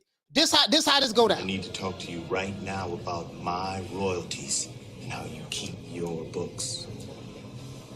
My office hours are from 9 to 5. Fuck your office hours. I need to talk to you right now, motherfucker. This how this works in boxing. When a fighter think that, yo, look here, man, I'm my own boss. Look here, man, I'm my own boss. You know what I mean? You work for me. Cap, I'm Dad Texas. You work for me. I said I ain't fighting Keith Thurman. This what they tell me. Who you is, DJ Quick? No, huh? No, I ain't saying Kick that. a pre? I didn't say Huh? that. Oh, you must be Jimmy Walker. Well, you ain't nothing. You don't deserve nothing. You don't get nothing. You get what I give you. I got a contract between me and you that say you do what I tell you to do. Therefore, shut the fuck. Don't say nothing. Don't speak to me. Don't look at me. I just want money. I just said. Blue, if I raise up, gonna be trouble. Trouble. I'm walking off. That's how this shit works. So, it is what it is. I don't get caught up in what avatars say. I don't get caught up in what pro networks and pro promotional company YouTube channels say. I deal with primary sources of information, and I know what I know based on my relationships. I know that for a fact. So it is what it is. So, anyways, nothing to see here. Nothing to see here. That's really not news. We already knew that was going to happen 5 years ago, 2018. Shout out to Quentin. What's going on, fam? KFC, what did you say? If they fight at 154, he still keeps the belt at 147? Yes, it's a different weight division. Yeah, once you fight at another weight division, it's very similar to Canelo fighting Dimitri Bivol at light heavyweight. Dimitri Bivol beat Canelo. Canelo lost, and he still kept his belts. He still kept his belts at super middleweight. It's the same thing. Very similar to Triple G fighting Canelo at super middleweight when he's a unified middleweight champion. He lost to Canelo. He still kept his belts. It's the same thing. Exact same thing. The Martin says Wakanda is blaming Crawford for Spence Thurman. I mean, who cares? Who cares what Wakanda thinks? Wakanda has very low IQs. Wakandas are the alphabet boys, Fagnons, the subscribers, Boxing She Goes. All of those are Wakanda YouTube channels. So who cares what they say? Those guys are very low IQ. I'm saying their subscriber base is very low IQ, and you can tell them anything. Who cares what they think? Them people don't know shit. They dig ride for promotional companies and financial advisors and stuff like that. So, they ain't nobody. And we got to get the likes over 400, man. We need 80 more likes. We need 90 more likes. We need 90 more likes to get the likes over 400, man. What you say, Tim? You say, who is Crawford fighting in the spring? I don't know exactly who he's fighting in the spring, but I know he's going to have 2 fights this year. From what I've learned, and he's going to make a lot of money. Crawford and Spence, that fight ain't happening. Period. AI, what you say, fam? You say, is Thurman a mandatory or a voluntary defense? They fighting at 154, so they fighting at 154. So it is what it is. Shout out to Rick. What you say, fam? Rick say, he said, what you say, Canelo, Triple G, both lost, though going up. He said, Errol not gonna lose going up versus Keith. There's a difference though. The thing is, the difference is this. Triple G went up and fought Canelo at super middleweight, a weight that he was already at. Canelo fought Dimitri Bivol. He went up in weight to fight him at light heavyweight, a weight that Dimitri Bivol was already a champion at. So Canelo was already an established champion at super middleweight before Triple G moved up. Dimitri Bivol was an established champion already at light heavyweight before Canelo moved up. The difference with this is Errol Spence and Keith Thurman, neither one of them have done anything at 154. I think Errol Spence, when he first started his career, he started out at 154, but then he went down to 147. So from a 54 standpoint, both of them are moving up from welterweight. You know what I mean? So It's an even playing field to me. Shout out to Ali Maddox for dropping that half for bam, dubbing your boy. Hey, Leroy. Super chat received. Playtime's over, boy. What to say, Alan? You said to me, Boots real. I think Boots was just too concerned about looking impressive instead of fighting that fight. He got impatient and got out of rhythm on trying to do too much with a dude that ran and wouldn't engage. If you feel it real, ain't nothing wrong with that, fam. Ain't nothing wrong with that. Salute. Down from the bar, there's a platform stage. People pimping, sharp as razor blades. Yeah, man, it is what it is, man. Hey, shout out to SWAT John. What he say? He say, man, I was on a call for the job, and I heard Coach talking about Wakandas again, and could not stop laughing. Yeah, I ain't worried about no goddamn Wakandas, man. People, they ain't nobody. Yeah, man. What you say? AI, you say Fundora versus Spence at 54 would be better. D Webb, what you say, fam? D Webb said that he said I'm over Errol and Bud. I'm focused on these young guns. Yeah, that's a done dollar. That shit ain't happening. Hey, shout out to Quentin. What you say? You said, yeah, he need to relax and let it come to him. You talking about Boots. Anna Lee, what's going on, sis? So my thing is this, right? My thing is this. As it relates to Timothy, what you say? You say, is it a chance Crawford fight Brown on BLK Prime? I tell you what, there's a chance that he's going to fight for BLK Prime again. I can pretty much, I tell you that it's a good chance he's going to fight for them again. More than likely. You know what I mean? Now, who he going to fight, I don't know. But there's a good chance he's going to fight for him again. Caller, what's your name? Where you calling from? Oh? Caller, what's your name? Where you calling from? Hey, am I Coach Williams? Yes. Caller, what's your name? Where you calling from? Hey, this Sherman Johnson calling from Alkaline Life. Oh, listen. Oh, sorry about that, brother. Hey, listen, what I'm going to do, I'm doing the show right now. Let me call you right back after the show. All right, bet. Yes, sir. Yeah, man, I got that's my new partnership. That's my new partnership call, man. I thought it was a call from someone who called in. It's my new partnership, my new business venture that I'm doing. You know what I mean? So, we're gonna talk about that. You know what I mean? We're gonna talk about that new business venture. You get what I'm saying? Shout out to Mike, the mobile mechanic. What you say, fam? You say Alexis Rocha versus Anthony Young, January 28th. Yeah, as a matter of fact, let's look and see what we have. Quentin Myers said, Bud won't Charlo. No, listen, Bud ain't getting nobody from the PBC. He ain't fighting nobody from the PBC. That's over with. Anything dealing with Crawford and the PBC, that's done. It's always been done, though. It's always been done. Once he moved up to 147, that's been done. At 140, he got quite a few PBC fighters. And at 135, he fought PBC fighters. But at 140, yeah, that's at 147, that's done. That's done. He ain't got to worry about that. And he know that. He know that. Trust me, he know that. Shout out to D Webb. What did he say? He said, where's the pressure on Loma for the Haney fight? You know what? I thought they was in negotiations to fight each other, though. I thought that Haney and Loma was in negotiations to fight each other.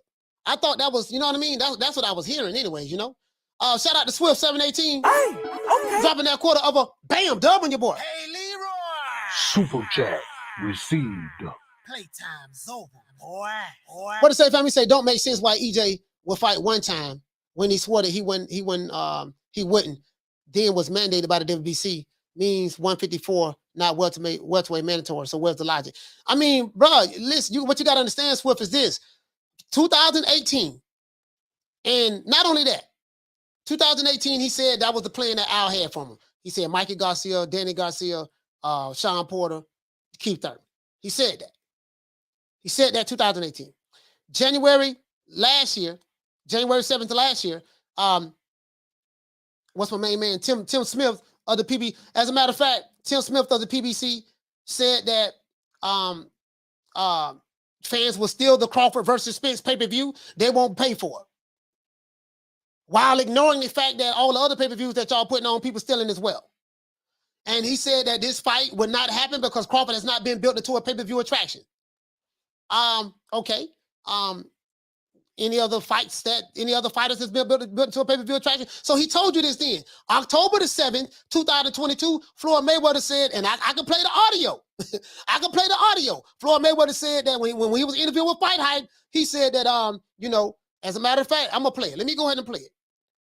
As a matter of fact, let me play it. Let me play it. As a matter of fact, let me play that. I shouldn't have to do it, but I got the audio right. So I keep these receipts. I keep these receipts because, you know, a lot of people have short-term memory in this era of ADD. And Floyd Money May specifically said that this fight may happen. And all of those people who said that it will happen, I told you, you know what I mean? You gotta stop believing those other bloggers and reporters. I don't want to throw nobody under the bus. Remember that? So I have to always remind people, right?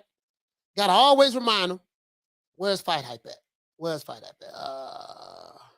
Hold on, let's see what's up. Is it? Oh, that's not it. Hold on, let me find it. It's on my mind now. You know how I get. There you go, right there. They keep on saying this fight is going to happen. And once again, this fight may happen. Hold on. But all the buzz right now is on this Spence Crawford fight. October the 7th, 2022.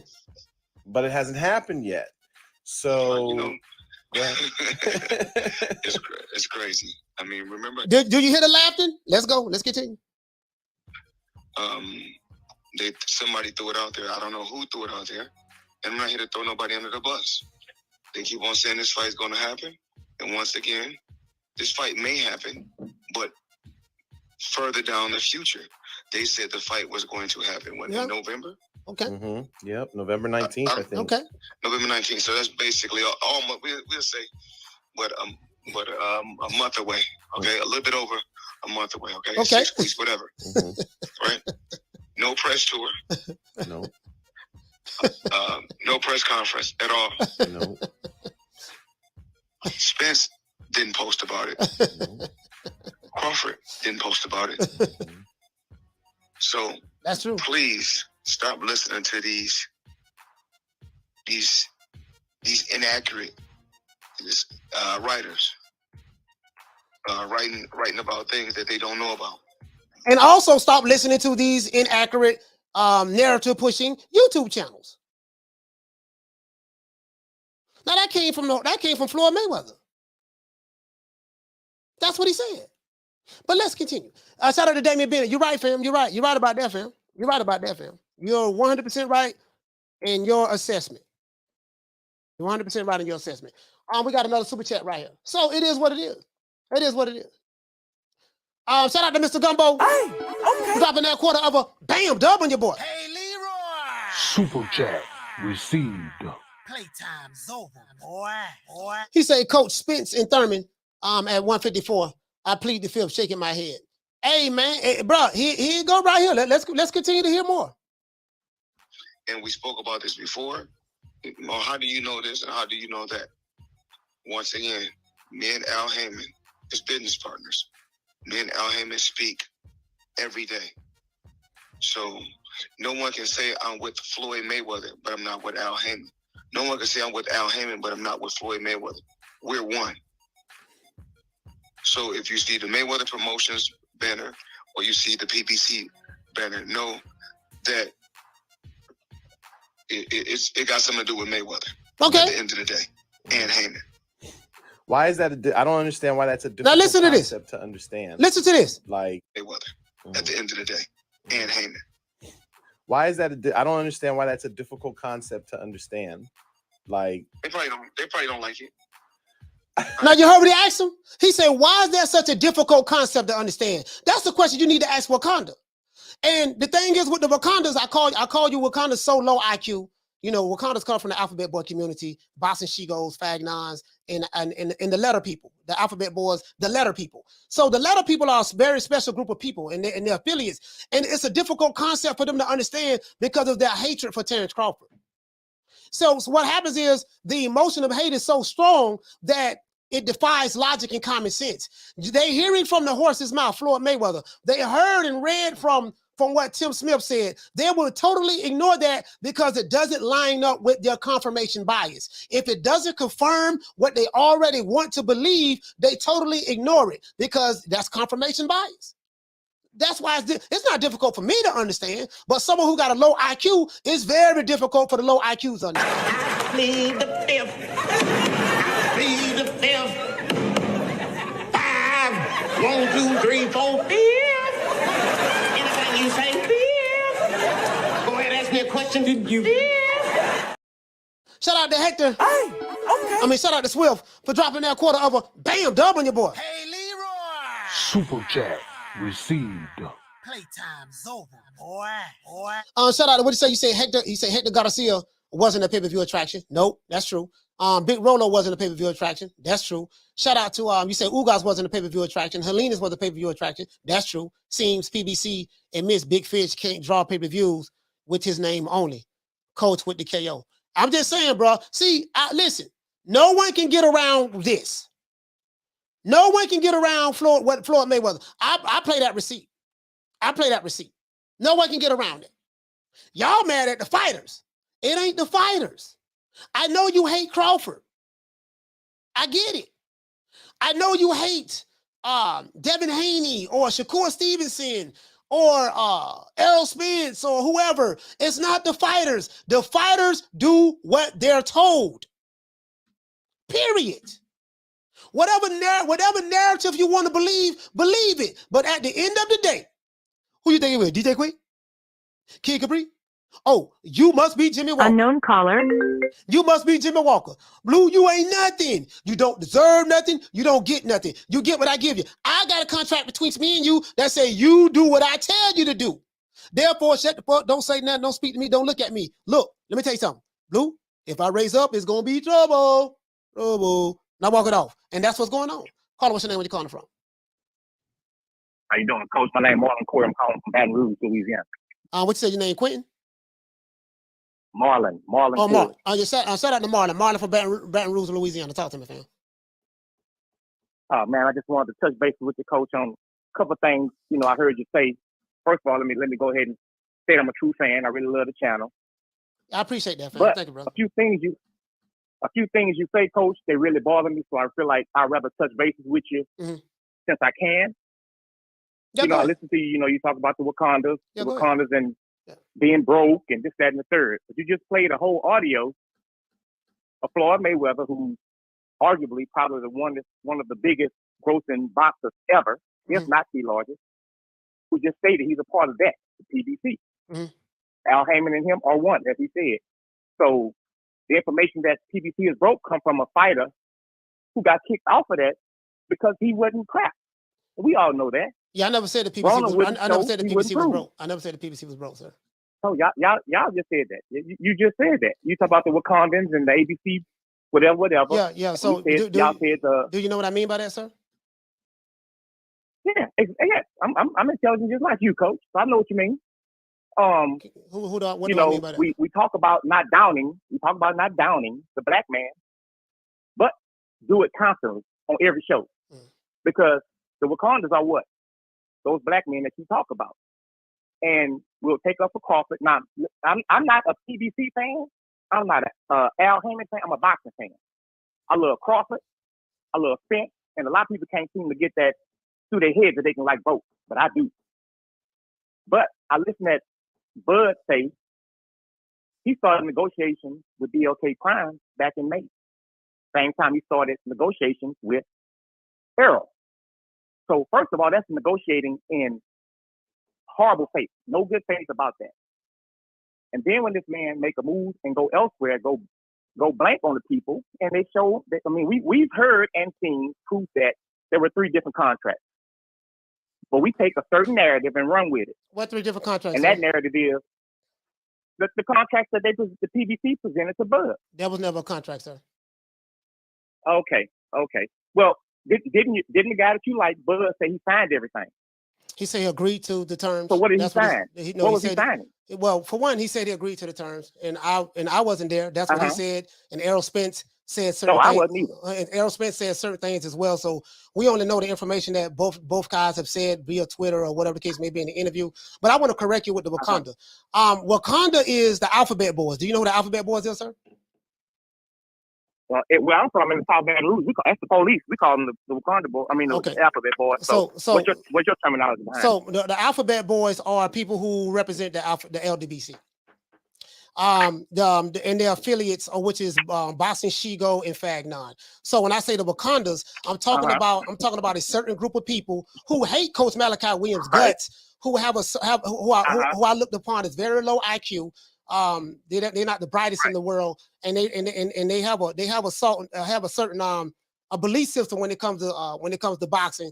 They hate certain black fighters while saying that they are pro-black. They represent black fighters. So if you listen to my channel, I talk about I love black people, but I hate niggas, and I explain that there's a difference between. There's a huge difference. There's a huge difference. But hear me out, brother. And I say that there's a difference between black people and niggas. So when I talk about the people that come from the Alphabet Boy community, and I call them the Wakandas, these are the niggas that I'm talking about. I'm not talking about black people. I love black people. If you know my background, you will know that. But I hate niggas. So these guys don't like me. They can't stand my guts. I don't like them. I can't stand their guts. So every time I get an opportunity, this is the pettiness in me. This is what I mean by that. As of late, the PBC being broke, I've never said they was broke. Only thing I've said that the PBC don't put their own money up for their fights. Showtime puts the money up. I don't know if you're familiar with that. Right. Yes, I am. I'm very familiar with it. So as a boxing fan, Coach, I must say it. So but I thank you for breaking it down for me. Yeah. Now I got a better know. I know better. Yes, sir. So as it relates to Spence and Crawford, regardless of who you believe, regardless of whether you team Spence or team Crawford, that's irrelevant. I like to take it back to what the top people say. The top people, Tim Smith, who was the VP of operations, said that no one will buy a Crawford Spence fight. They'll steal it. He said the fight, there's not enough money in the fight, and the fight more than likely won't be made. I have the article right here that I can show you because Crawford isn't a pay-per-view star. So I go back to 2018 when Spence said that, hey, you know what I mean? Crawford, your name was never brought up to Al Heyman. Al told me who I'm going to fight my next 3 or 4 fights. That's what he said.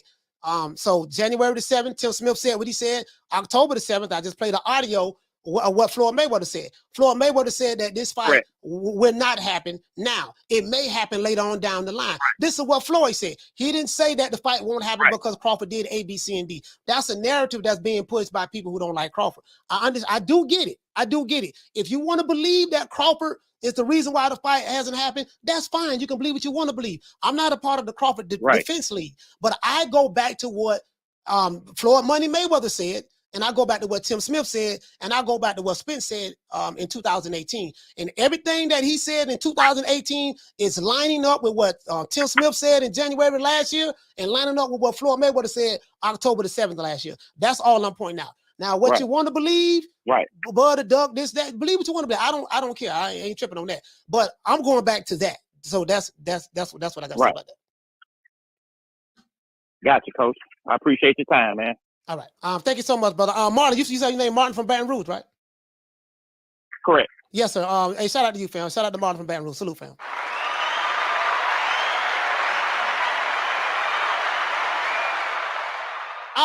Hey, brother, thank you for calling in. Shout out to Jugs. Hey, okay. He say, Coach, you know what I want to hear. Yeah, you all. Hey, where's that? Shut that soft ass shit up. And the best man Shut that that's some soft ass shit. Shut that soft ass shit up.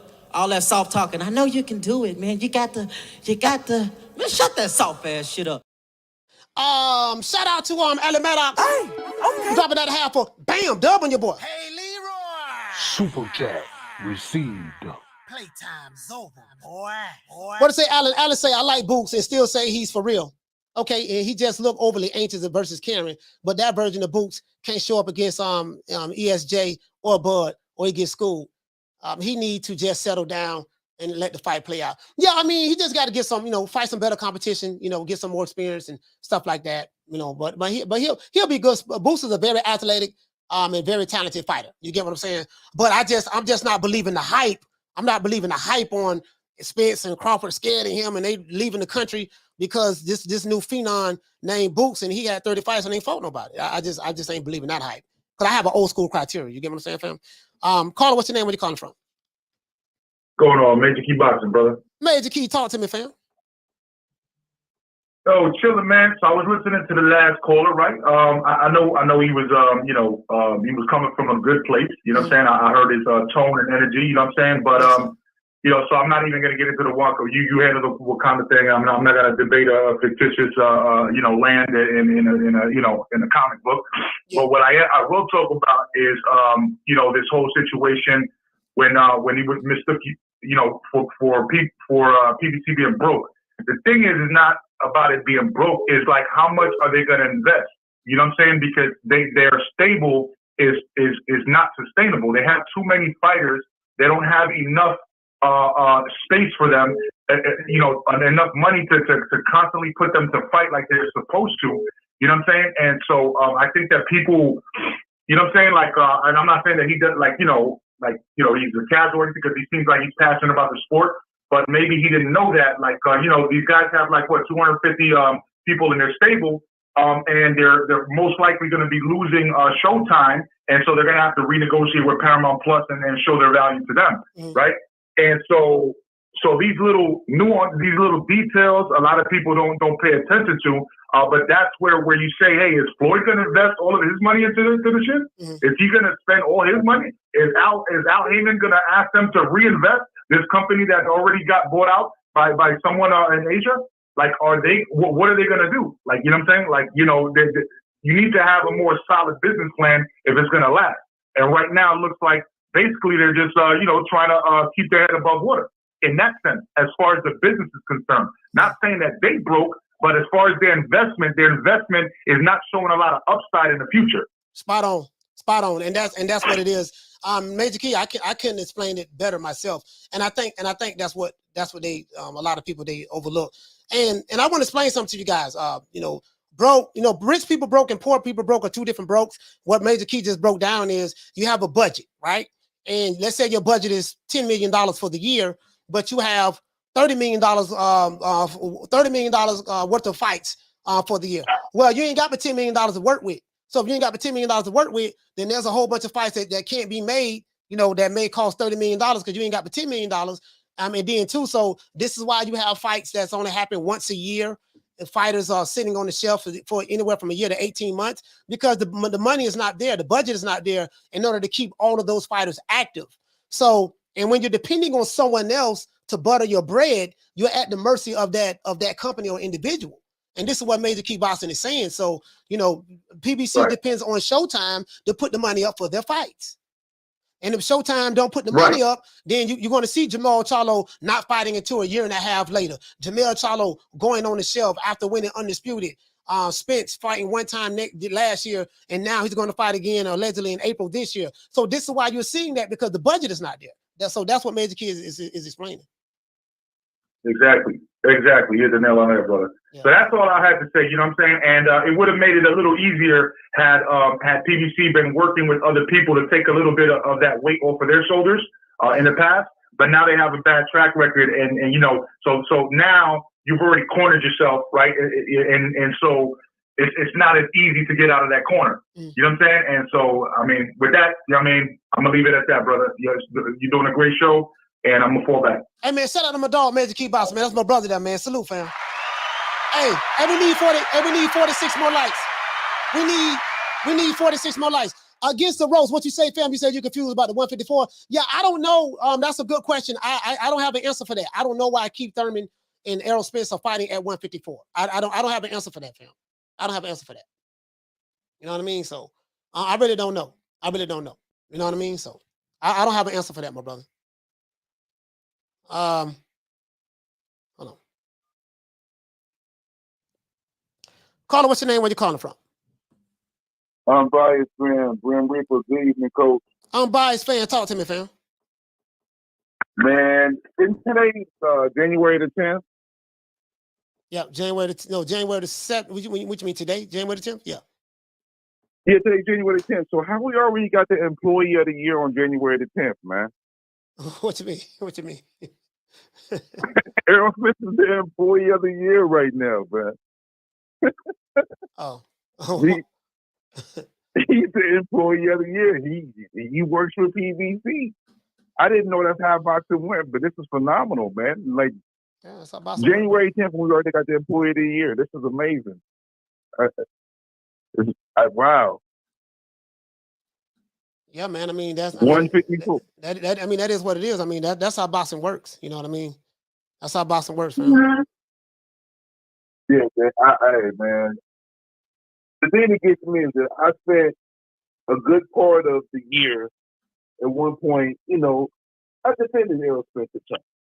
I felt like he was getting attacked a little too much. But as the time went on and more things started coming out, I used to argue with Israel and Black Picasso. You told me, man, this is going to happen. And what do we have here? We're here now. Today is the day. All the things that I said wasn't going to happen, they have all transpired. I can't defend it. It is what it is. But I can't defend it. I can't sit here and be like, this is good for boxing. It's not. I don't think it's good for boxing at all. Yeah. I mean, we came up from a different era, man. We came up in a different era of boxing, man. I mean, it is what it is. I mean, it just right now, the politics in boxing is what it is. Some of the fans don't like it. It sucks for the boxing fans, but this is just where we're at right now in the sport. I've seen this happen before, though. I've seen it happen with Bernard Hopkins. I've seen it happen with Roy Jones to a degree. Certain fighters, I definitely seen it happen with Winky Wright. Seen it happen with Winky Wright. So, and then it did happen to Winky though. Yeah, and eventually because Winky wasn't as popular. Yeah. Eventually, it did happen. Eventually, he did get some of the fights, but this is just the reality of the situation. Again, the power brokers control boxing, regardless of what your feelings are. Boxing fans, they have their feelings, and when they think, a lot of times they think with their feelings. So if you feel a certain way about a fighter, you have an emotional attachment to that fighter for whatever the reason may be, right? So you tend to look for information and search information that confirms your preconceived notions that what you already believe in your mind, right? But the reality of the situation is boxing has nothing to do with a boxing fan's feelings, a YouTube channel's narrative, or a boxing casual's feelings. Boxing has everything to do with the power brokers.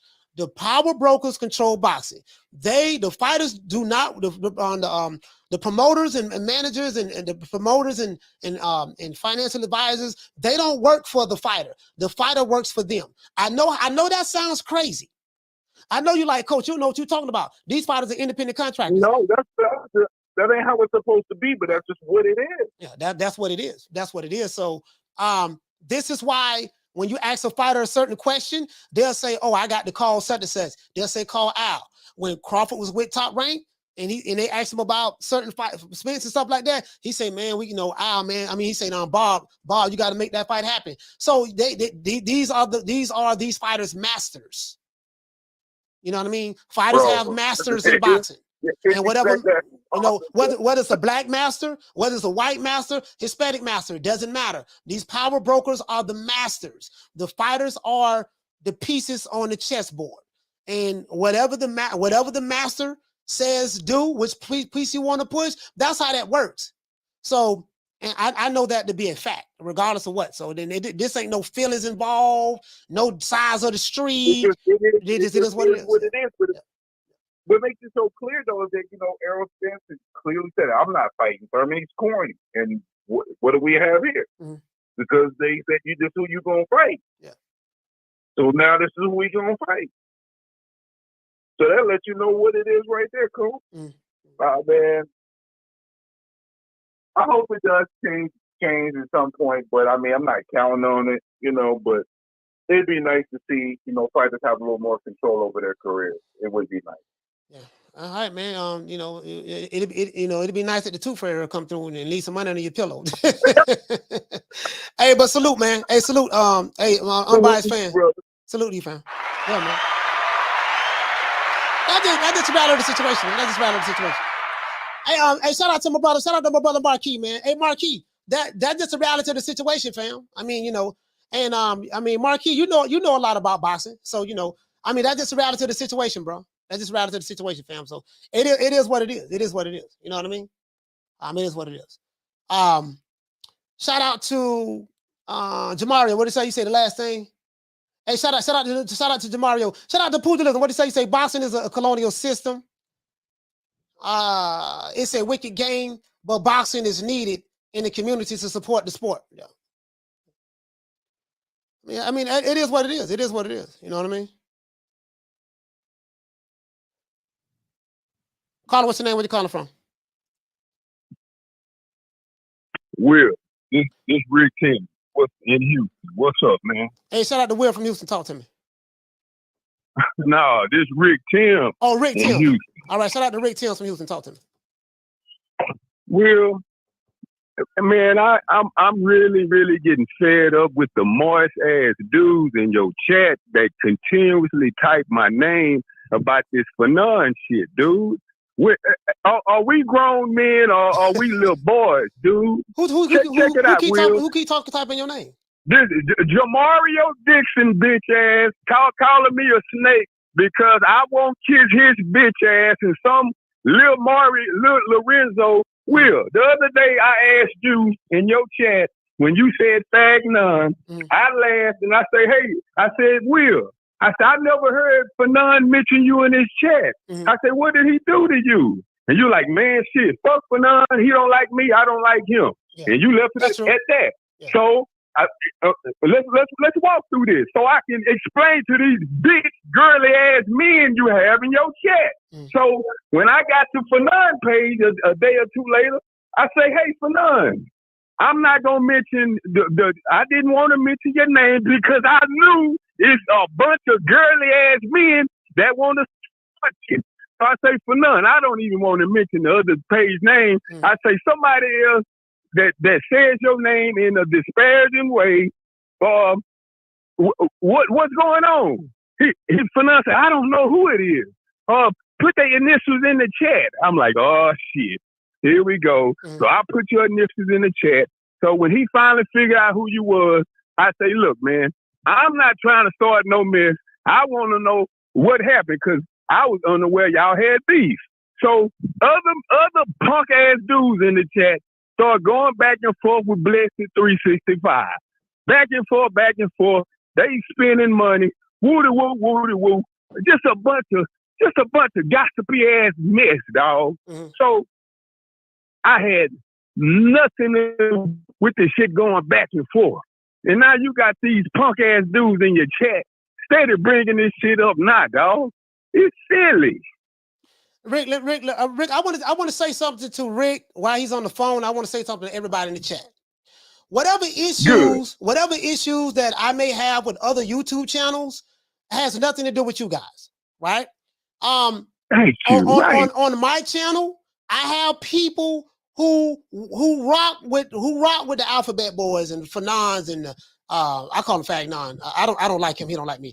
The She-Goes and stuff like that. That has nothing to do with you guys. I don't want nobody to feel like they need to choose sides, me over them. It's not like that. This ain't no game. We're all grown men. I got people who are moderators that are moderators on with the Alphabet Boys, with the LDBC. So I don't set trip on that. I don't care about where you're from, who you like, who you watch. That doesn't matter to me. You get what I'm saying? I have all types of people over here. I know, I told you guys, I have my analytics on my phone, so I know, well, a good portion of my subscribers, who they watch, where they come from. We don't set trip over here. I'm not going to block you because you watch Fag Non. Not going to block you because you watch Jabba the Hutt or anybody from the Alphabet Boys. I'm not going to block you because you watch She-Go or Dante or whatever. I'm not going to do that because we grown in here. So whatever my beef is or issues is, don't make my beef your beef with those guys. If you like those guys, continue to rock with them. But for me, it's the hell with them for life. That's just how I feel personally. And I'm not going to take it out on you or anyone else. You know, and that's all I got to say about that. You know what I mean? So, man, that's already been understood, and everybody grown normally would have had that understood. But it's punk ass dudes like Jamario Dixon and Lil Lorenzo that keep typing my fucking name, and I'm sick of it, dog. Go be messy somewhere else, cuz. I'm not one of them. I'm a grown ass man. I ain't about that messy shit. Look, look, Will. I'm the type of Bud supporter that don't have to shit on Earl Spence. You know, I'm a type of Tank supporter that don't have to shit on Devin Haney. Hey, if you like boxing, dog. Quit all this petty shit, talking about somebody dug. Man, we all want to see the best fight the best, dog. And if you want to see the best fight the best, and you're disappointed about it, so be it. But all this other kitty, girly shit that I'm learning that's in this boxing community, man, we got a whole bunch of moist ass dudes that wear panties, man. Go wipe your goddamn vagina, dog. You're leaking. Have a good day, Will. All right, shout out to Will, man. Shout out to Rick. Sorry about that, fam. Shout out to Rick. Hey, listen, I just, and another thing too, if subscribers who subscribe to this channel, if y'all got beef with each other, that ain't got nothing to do with me neither. So if y'all want to argue it out, unknown caller, say what you want to say, I ain't got no problem with that. You see what I'm saying? So it is what it will, because some platforms you'll get blocked off the rip just for disagreeing with someone. I try not to do that over here. I try not to do that over here. You know what I mean? So hell, I didn't block the dudes who threatened me. So I don't give a damn, man. But we all grown, man. It is what it is. Caller, hold on. Shout out to Jugs. Hey, okay. What you say, fam? You say on behalf of the caller, give everyone. You say give everyone in the chat and give everyone in the chat the Broner. Okay, all right. Let me see. Can I find the Broner? Can I find the Broner? Let me get this call out the way first. Caller, what's your name? Where you calling from? What's up, Coach? It's the inevitable. D-Block, D-Town, D-City, D-Ville, Baltimore. I need to see those pay-per-view numbers. D-Block, talk to me. Coach, man, I see all the drama, man. I see Rick Tim. I see people getting mad. I mean, people going to Shannon again like I do. I'll be honest with you, man. The guy's a liar. The guy's a crook. The guy takes people's money. He lies all the time. He ain't got no facts. I'm D-Block. I don't want to cut y'all. I don't want to have my show talking about them niggas. You know what I mean? Like I don't like the niggas. They don't like me. Fuck them. You know what I mean? So I don't. We good, Coach. Don't worry. I ain't at that time. So I'm not gonna bring Shannon DeGannon's name anymore on this show. Yeah. All I can say is I respect your show. Your show is about opening eyes about what boxing is really about. It's not about. I've never seen you. I've never heard you lie. I've always seen you try to correct people and try to open people's minds to, like, whatever happened to actually talking about boxing. You know what I mean? And that's why I fell in love with it, because this show is unique. It's not compared to every other show.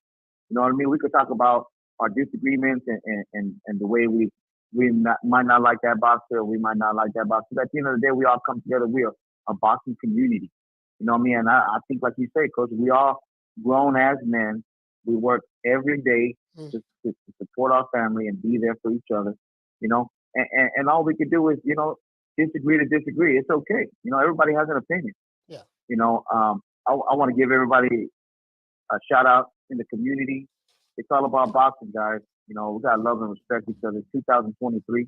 Let's make this show get bigger, because this is what we want. We want the coach. We want Coach Malachi to be up there on Showtime. We want Coach Malachi to be on the Zone. We want Coach to be on ESPN, saying what he believes in. Because that's the type of people we need. We don't need no fake people. So that's all I got to say, Coach. I'm sorry for starting out with Shannon DeGannon. But being honest with you, Coach, you do bring difference in this boxing community. Love you and respect you, man. D-Block, D-Town, D-City, D-Ville. Shout out to D-Block. Stand up. And over here, guys, I'm going to say this. Hold on, let me get this out of the way. Shut that soft ass shit up. And the best man Shut will that win. soft. That's Over some here, soft ass guys. shit. Shut Over that here, soft guys. ass shit up. All that soft talking. I know you can do it, man. You got to. Man, shut that soft ass shit up. Over here, guys, we have to, and this is my criteria. And on this channel right here, we have a boxing criteria. Now, I have it right here. I have my stuff written down. My boxing criteria is this. When I judge any fighter, no matter where they're from, no matter what their race, nationality, color, or creed is, no matter what their religious beliefs is, what city or state they're from, it doesn't matter to me. My boxing criteria is this. Number one, what is the when you tell me a fighter is a monster and this and that? Number one is what is the level of competition did that fighter fight? That's one. Number two, how many top 10 fighters has that fighter fought? This is my boxing criteria. Number three, if a fighter been in the weight division for a long time, did he dominate the weight division? Number four, did the fighter try to make the best fights in this division? Number five, how many career-defining fights have that fighter have? So this is my criteria. My criteria is not D-Ride. My criteria is not they went to PBC. My criteria is not they went top rank. My criteria is not they went Matchroom or DAZN or Frank Warren. I don't listen. My criteria is not which promotional company you with. My criteria is not what's your skin complexion. My criteria is not what set you claim. I look at people and I look at it from a boxing criteria. And this is what I try to do in order to keep me from getting caught up in all of the hoopla. Also, we have commandments over here with our channel, right? We have commandments over here. I am the only boxing community that have boxing that really have boxing criteria, and we have boxing commandments over here, right? I'm gonna pull it up. We probably gonna pull it up tomorrow. So this is the foundation of True Media Today USA Boxing. This is the foundation. So I don't know any other channel that has a foundation like that on the internet in boxing, right? Some people foundation is, you know, we support certain black fighters as long as they agree with our narrative. Some channels are we support certain certain Hispanic fighters because they're Hispanic. We have some channels we support the white fighters because they're white. Guess what? Our channel over here, we have a boxing criteria. Period. I don't care nothing about the race hustling. I don't care nothing about where you're from, what net worth it is. I don't care about none of that. Can we get the top fighters fighting the top fighters? And I'm gonna talk my shit. This is what I do. And I got channels I don't like, channels that don't like me. That's fine, but that's between me and them. I don't want y'all getting involved in that. Caller, what's your name? Where you calling from? Hey, my name's Shaka from Atlanta, Coach. How you doing today? Shaka from Atlanta. Talk to me, fam. The ATL, man. Stand up, fam. Hey, man. I just thought about something. I don't think, but you smart. You very smart. I want to say too, I relate to you on a lot of stuff that's outside of boxing. I listen to your channel all the time. Like I got a small trucking company. And you helped me get through the day a lot, bro. That's good, so man. Trucking. I drove all over the country, bro. I used to drive for Swift. I drove for CRST. I drove for Knight. I drove for Stevens Transportation out in Texas. You know, it's a trucking coming out of Texas. I drove all. I've been everywhere, bro. Except the East Coast, except the upper East Coast. Yeah. I appreciate you a lot. Hey, something I thought about, bro. I know none of them folks like. Even Mayweather, they didn't used to put up the money for their fights, right? No, they didn't. But I'm thinking like when sometimes get them the money, it's like a joint promotion. Something like how like record labels do. You know, like how record labels, like Rick Ross might got on the record label, but his record label with Atlantic. You know what I mean? That type of thing. Yeah. I'm thinking the reason why Tank Davis, the fighter money is like that because GTD is now like an escort. I know you understand what an escort is. Some of your viewers might not. Yeah, I know what you're talking about. So him being a fighter for his promotional company, he will get paid like a fighter would. But that doesn't have nothing to do with the money that the promotional company just made off that fight. Because I remember him saying something like, this is like a test run. Yeah. You feel what I'm saying? And he's like, yeah, this is going to be a test run for what we doing. And so like if it's a joint thing, I don't know. But if it's a joint thing and PBC and GTD, whatever the name was, if they splitting the money and Tank is just getting paid as a fighter, but his company made more money than 1.5 for valid point. You know. Valid point.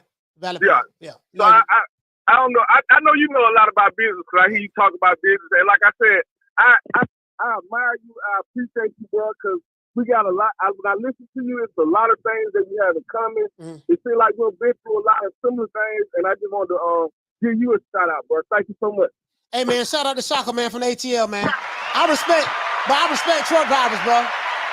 I respect the hell out of truck drivers because, bro, let me tell you something. Everything you have in your house came from a truck. Boy, if that truck driver don't go to that loading dock, I drove refrigerator and I did drive-in. I did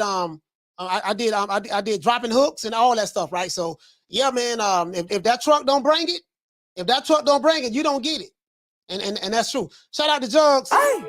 Dropping that quarter of a bam, doubling your boy. Hey, Leroy. Super chat received. Playtime's over, boy. He said, as a matter of fact, give both callers a gift for me. Shut that soft ass shit up. And the best man Shut to that win. soft. That's some soft ass shit. Shut that soft ass shit up. All that soft talking. I know you can do it, man. You got the. Man, shut that soft ass shit up. Hey, man, one of the best ways to support the channel is to cop the merch. Cop the merch, man. I got the merch link right here. Y'all can cop the merch. True Media merch is that's one of the best ways to support the channel as well. We have some really good merch. Some of these hoodies I got. So a lot of the stuff that I say, like true. Everything, all the stuff that I be saying, man. We also got the True Media Today USA hoodies and stuff like that. We got everything over there, man. We got everything over there. As a matter of fact, let me go ahead and show you guys. Yeah, we got the merch right here, man. So don't forget to cop the merch, man. We got everything. We got stuff for women. We have stuff for women right here. These are the women's stuff. We have hoodies for men. We have stuff for the kids. You know, we do this for the children as well. The children, you know, we gotta do it for the children. We gotta do it for the children. This is the men. We got all of the hoodies. True Media Today USA. All of the hoodies. We got what I'm wearing right now. We have everything here, man. So y'all click the link, support the old boy, man. And it is what it is. Yeah, but you know, I don't want nobody in the chat feeling like you have to choose sides. And I need to make that clear. I got love for anybody who got love for me. I need to clarify that. I'm not one of these guys, because you got some of these dudes, they be taking screenshots. Like you got dudes who hate my guts watching me right now. Oh man, dang man, this guy right here, a moderator in my chat. He over there with that whole ass nigga Coach Malachi Williams. We got make sure take his rent. So you got dudes that's mad because they seen you over there. I see a lot of people that be in different people chats that I don't mess with. I'm not gonna block you because of that. We grown, dog. I don't want nobody get caught up in whatever issues that another channel may have with me and whatever issues I may have with them. That's between me and them. You see what I'm saying? That's between me and them. But I don't feel some type of way about that, dog. I just want y'all to know that. I need to clarify that. You can be for wherever you want to be to come over here at True Media. It don't matter to me. You see what I'm saying? Don't matter to me. If you want to come over here and hate, you can come over here and hate. True. I don't give a damn. They want to come over here and hate, you come over here and hate. You know what I mean? Because I know I'm good at what I do. I know I piss people off, and that's what I do. I specialize in pissing people off. You know what I mean? And that's just what it is, man. So don't y'all ever forget that, man. Don't ever forget. When I found you, you was strung out on coke. When I found you, you was like a big house, contemplating about killing yourself. So don't you ever forget who brought you to Big Time Box. I drugged you back. I brought you back. I provided food and put food on your table for your family to eat. And I'm doing it for the second time. So don't you ever forget that.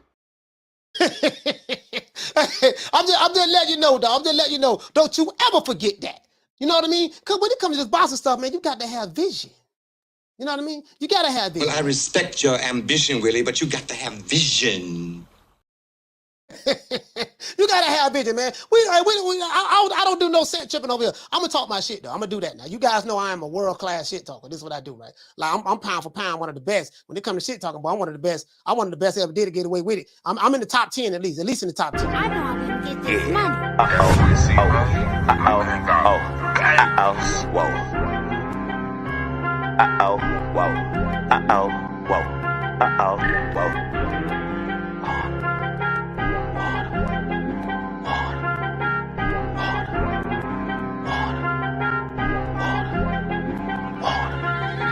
Talking water. My bracelet costs about 40 and my necklace costs a quarter. Talking water. I go stupid like on Boosie. All this jury got me foolish. All this water. All of these diamonds, they bright, so you gon' see me at night. All of this water.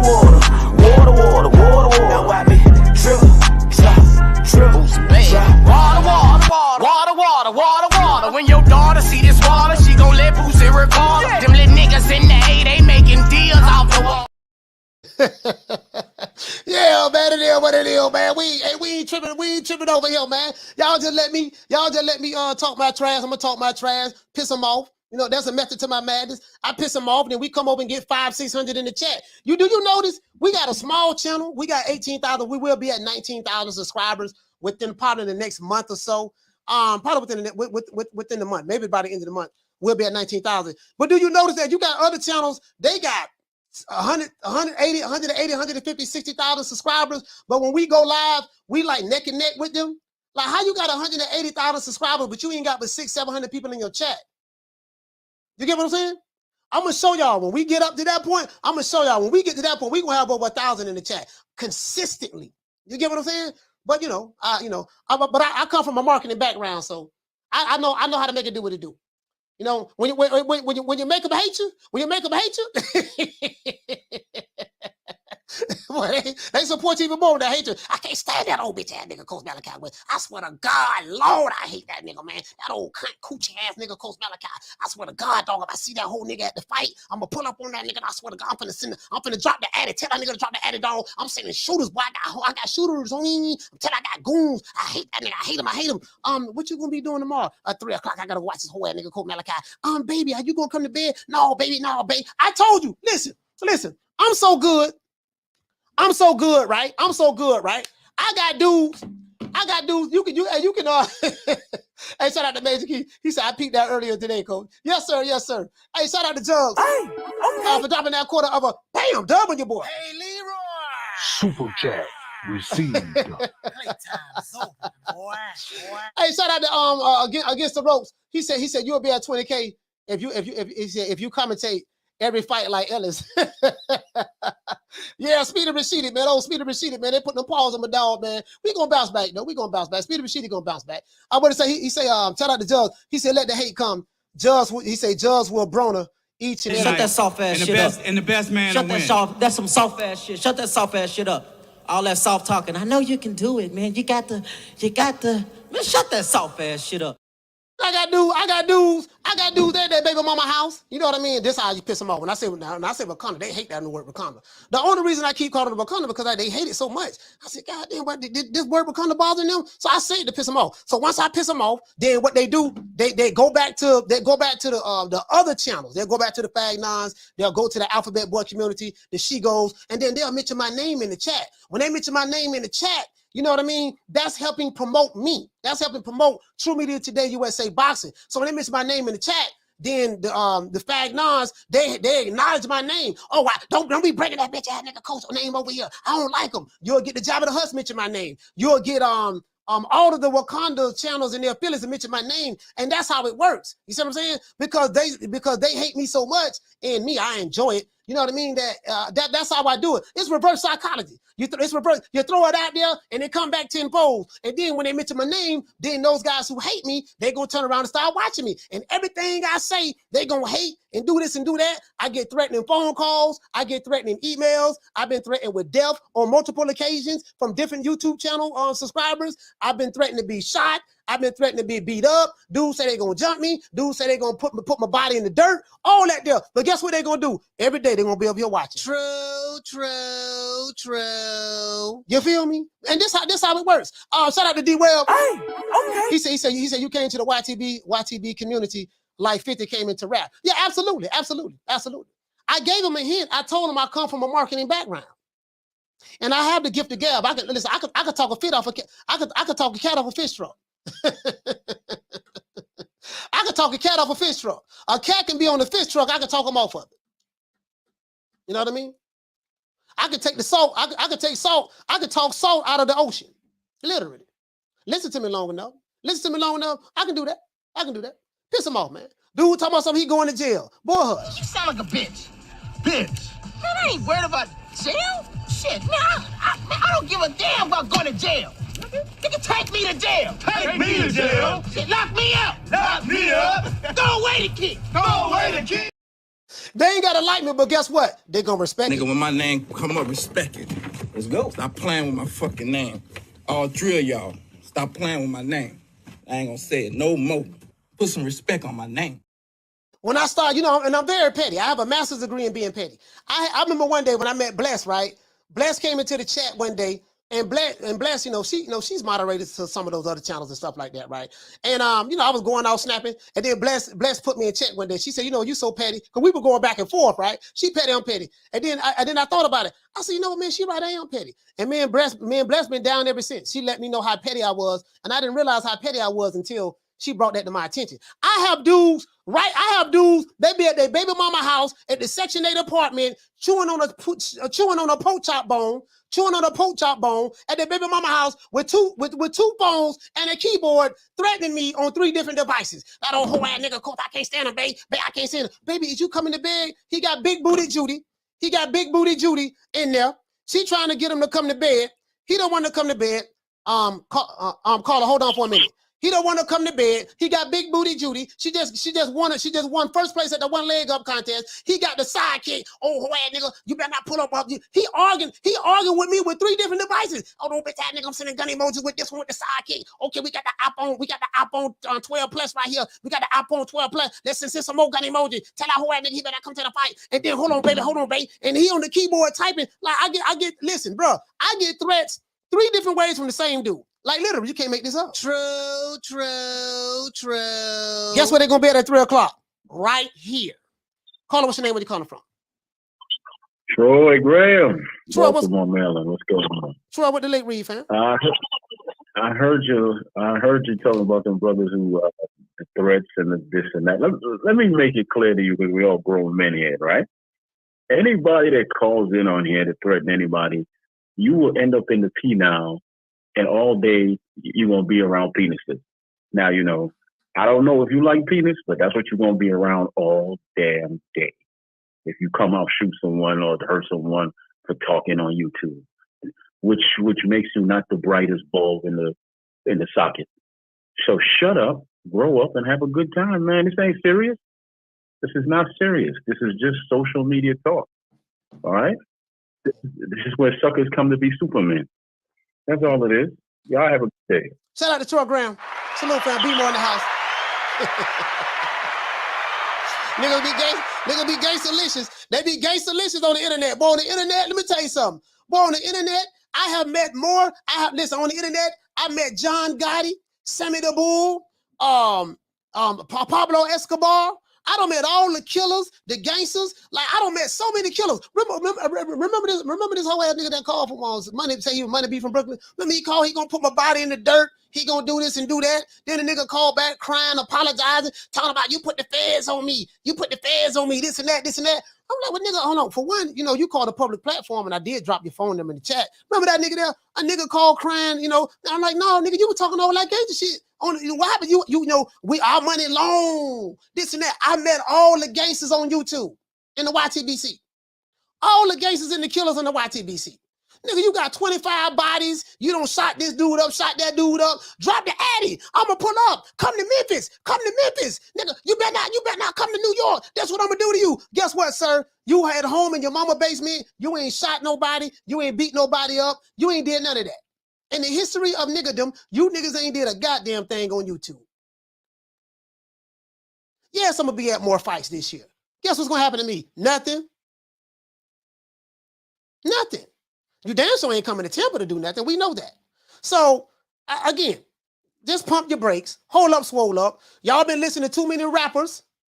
You starting to believe this stuff. But come and tell you something. If any of you do have the nuts to do anything, which you haven't done anything in the history of YouTube, you know what I mean? You'll be the biggest fool in ever. Because more than likely, it's not going to turn out the way you think it's going to turn out. That's one. And then two, none of these guys from the Alphabet Boy community, they're not going to bond you out. And they're not going to pay for your funeral. Because I showed up at my house talking about drop the Addy. I'm coming to your house with my family here. Guess what, bro? It's going to be collard greens, chicken, and macaroni on a Saturday afternoon. If you don't know what collard greens, chicken, and macaroni on a Saturday afternoon is, go talk to one of them old coons who know better. True. That's all I'm saying, man. That's all I'm saying. Shout out to Judge. He said, Coach, does Troy Graham have a YouTube channel? Yeah, I think he do. I think he has a YouTube channel. Let's give everybody a round of applause, man. Come on, right here you go, man. Here you go. So anyways. And look at this guy right here. He said this dude, he was going to tell us about 2 fights Crawford had. Then they can't say anything about it. That's dumb. I never said I was going to say anything about the 2 fights that Crawford's had because I don't know who the 2 fighters are he's going to fight. So, I think your listening skills are not that great. So I think if you took better time to listen, you know what I mean? And I specifically said I can't say anything about it. Why? Because I don't know anything. And if someone did tell me something and they told me not to say anything, I'm not going to say anything anyway. So I say what I'm allowed to say, what I'm permitted to say. But if you think it's dumb, that's on you. But I think you need to get better listening skills. If you like the show, cool. If not, you can leave. We give 2 fucks about you. Shout out to Big Lorenzo. He said you got more people in the chat than Shigo. Yeah, but he got what 300,000 subscribers. I guess what you said. You said you're going to the AB fight. Oh, absolutely. I will be there. I'll be at the ABA fight in Atlanta for sure. I'll be at the AB fight in Atlanta. I got family in ATL as well, so I got family in ATL. I got family in LA, family in upstate New York, family in Philly. Yeah, and I'm doing a lot of traveling this year as well. So you might see me at the airport. You might see me at the airport. I was at the airport, right? I was at the airport, and I had I think it was Roshiki. One of the subscribers that be in the chat, Roshiki, him and his lovely wife saw me at the airport at the ATL. They were like, Coach. I didn't see who it was at first, and I turned around and I walked back to him. I was like, man, what's going on, man? He said, man, this Roshiki man in the chat gave him some dap. We didn't even take a picture together. Him and his wife, they told me they listen to the show all the time. So shout out to Rashiki. Met a whole lot of people in Omaha, Nebraska, a couple of people who I took pictures with, you know what I mean, that listen to the show. One of the brothers from BLK Prime listened to the show. Shout out to Kareem and stuff like that. So yeah, man, it is what it is, man. Ain't nobody set tripping. You know what I mean? Ain't nobody set tripping. I'm gonna talk my shit. When I say fuck the other side, I mean that shit though. I don't give a damn. Fuck them niggas. I mean that wholeheartedly, like with all my heart. With all my heart. I really mean that. Shout out to Jamie Vasquez. Salute to you, fam. He say great show, coach, today. Yeah, I appreciate that, man. Hey man, we gonna make it do what it do, man. We gonna see you guys. As a matter of fact, we got another super chat here. Shout out to Jugs. Hey, okay. Dropping that quarter of a bam dub on your boy. Hey, Leroy. Super chat received. Yes, sir. Yes, sir, man. Y'all check the merch out. Y'all don't forget to check the merch out, man. The link is in the description. It is what it is, man. We are the hottest boxing podcast on the YTBC. It is what it is. Nobody bring it like me. They don't bring it like me. Whether they love me or they hate me, we bring the funk over here. I'm not bragging. I'm telling the truth. And it is what it is. Shut that soft ass shit up. And the best man Shut to that win. soft. That's some soft ass shit. Shut that soft ass shit up. All that soft talking. I know you can do it, man. You got to. Man, shut that soft ass shit up. It is what it is. Once again, it's on, man. It's our boy, Coach Malachi Williams, signing out. True Media Today, USA Boxing. And we got to do it like this here, man. We got to let the Wakandas know we do not play. Oh, Lord, I swear to God, when I see that whole ass nigga, Coach Malachi Williams, I'm going to put them paws on them. Nigga, Wakanda forever, bitch. Oh, Lord, he threw Wakanda through that fence. Wakanda is dead. Oh, Lord. Shout out to my dog, Six Figure Johnny. Well, I guess I got to be like everybody else and saying, Al Heyman, I can quit my job now, baby. 6 figures, baby. You feel me? I'm about to But a name. Do you have a name? Oh, nah, I ain't got no name, Name them names, man. They know who they is. Name them names, please. The names need to be named. They know who they is. The Mexican monster. Yes, sir, man. Hey, you know what, man? And shout out to them internet gangsters that steady ain't hot right now, that say they're going to put bullets in my body. Shout out to you guys. You at home right now in your mama basement doing this. You feel me?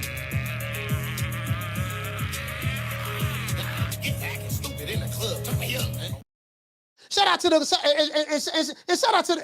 karate man. I'm a karate man, all right? Karate man bruise on the inside. They don't show their weaknesses.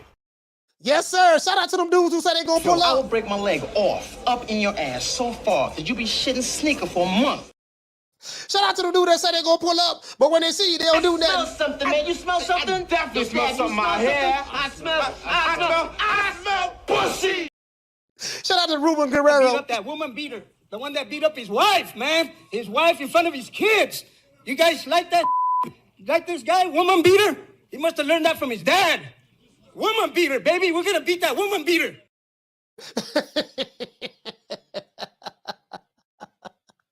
Hey, man, I deserve this. Come on, man. Come on, y'all. Shout out to them internet gangsters on the keyboards and their phones that's looking mean with the ski mask on their face, thinking they're real gangsters.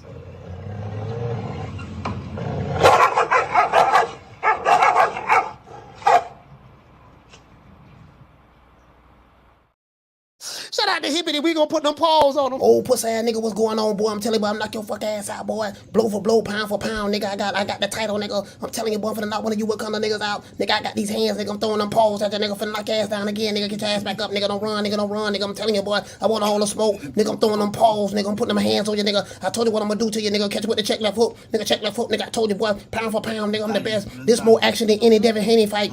Put these paws on you, nigga. I told you, I got your backing up, nigga. I got your backing up. Nigga, watch that check left foot, knock your ass down again, nigga. I'm telling you, boy, it is what it is, nigga. I'm gonna make it do what it do. I'm telling you, boy, we ain't even playing over here, boy. Shout out to Hippity, man. Shout out to Hippity. Hurting the group. I'm the best thing ever happened to this damn group. Nobody's bigger than the group. Y'all ain't stupid. I'm the one selling the records. They coming to see me. They coming to see the Temptations. Ain't nobody coming to see you, Otis. Sir, it is what it is. Once again, it's on, man. And shout out to my dog Booger Ray, man. My dog Booger Ray, man. Tank doing his thing. Booger Ray ain't involved anymore, man. I just don't know what to say. Sunshine when Tank's gone. I'll smack the shit out of him in front of everybody. Only dark times for you. I mean, just throw Haney's name in the hat. There is no fucking hat. Ain't no sunshine when Tank's gone. I don't play them type of games. Leonard, Ellerbe. Why you always talking about me? Didn't you fucking learn your lesson from that? With AJ? Ain't no sunshine when Tank's gone. I'll knock that motherfucker's hole out. Period. Only dark times for you. Ain't no hats to throw nothing in here. We're running a fucking business. Ain't no sunshine when Tank's gone. You fucking idiot. Leonard, Ellerbe. Why you always talking about? Yes, sir, it is what it is, man. Shout out to Jugs. He say send Broner to my coworker Frank. Shout out to all your coworker Frank. Shut that soft ass shit up. And the best man Shut to that win. soft. That's some soft ass shit. Shut that soft ass shit up. All that soft talking. I know you can do it, man. You got the. Man, shut that soft ass shit up. It is what it is. Once again, it's on, man. I'll see you guys tomorrow, 3 o'clock Eastern Standard Time. You know how we do it, man.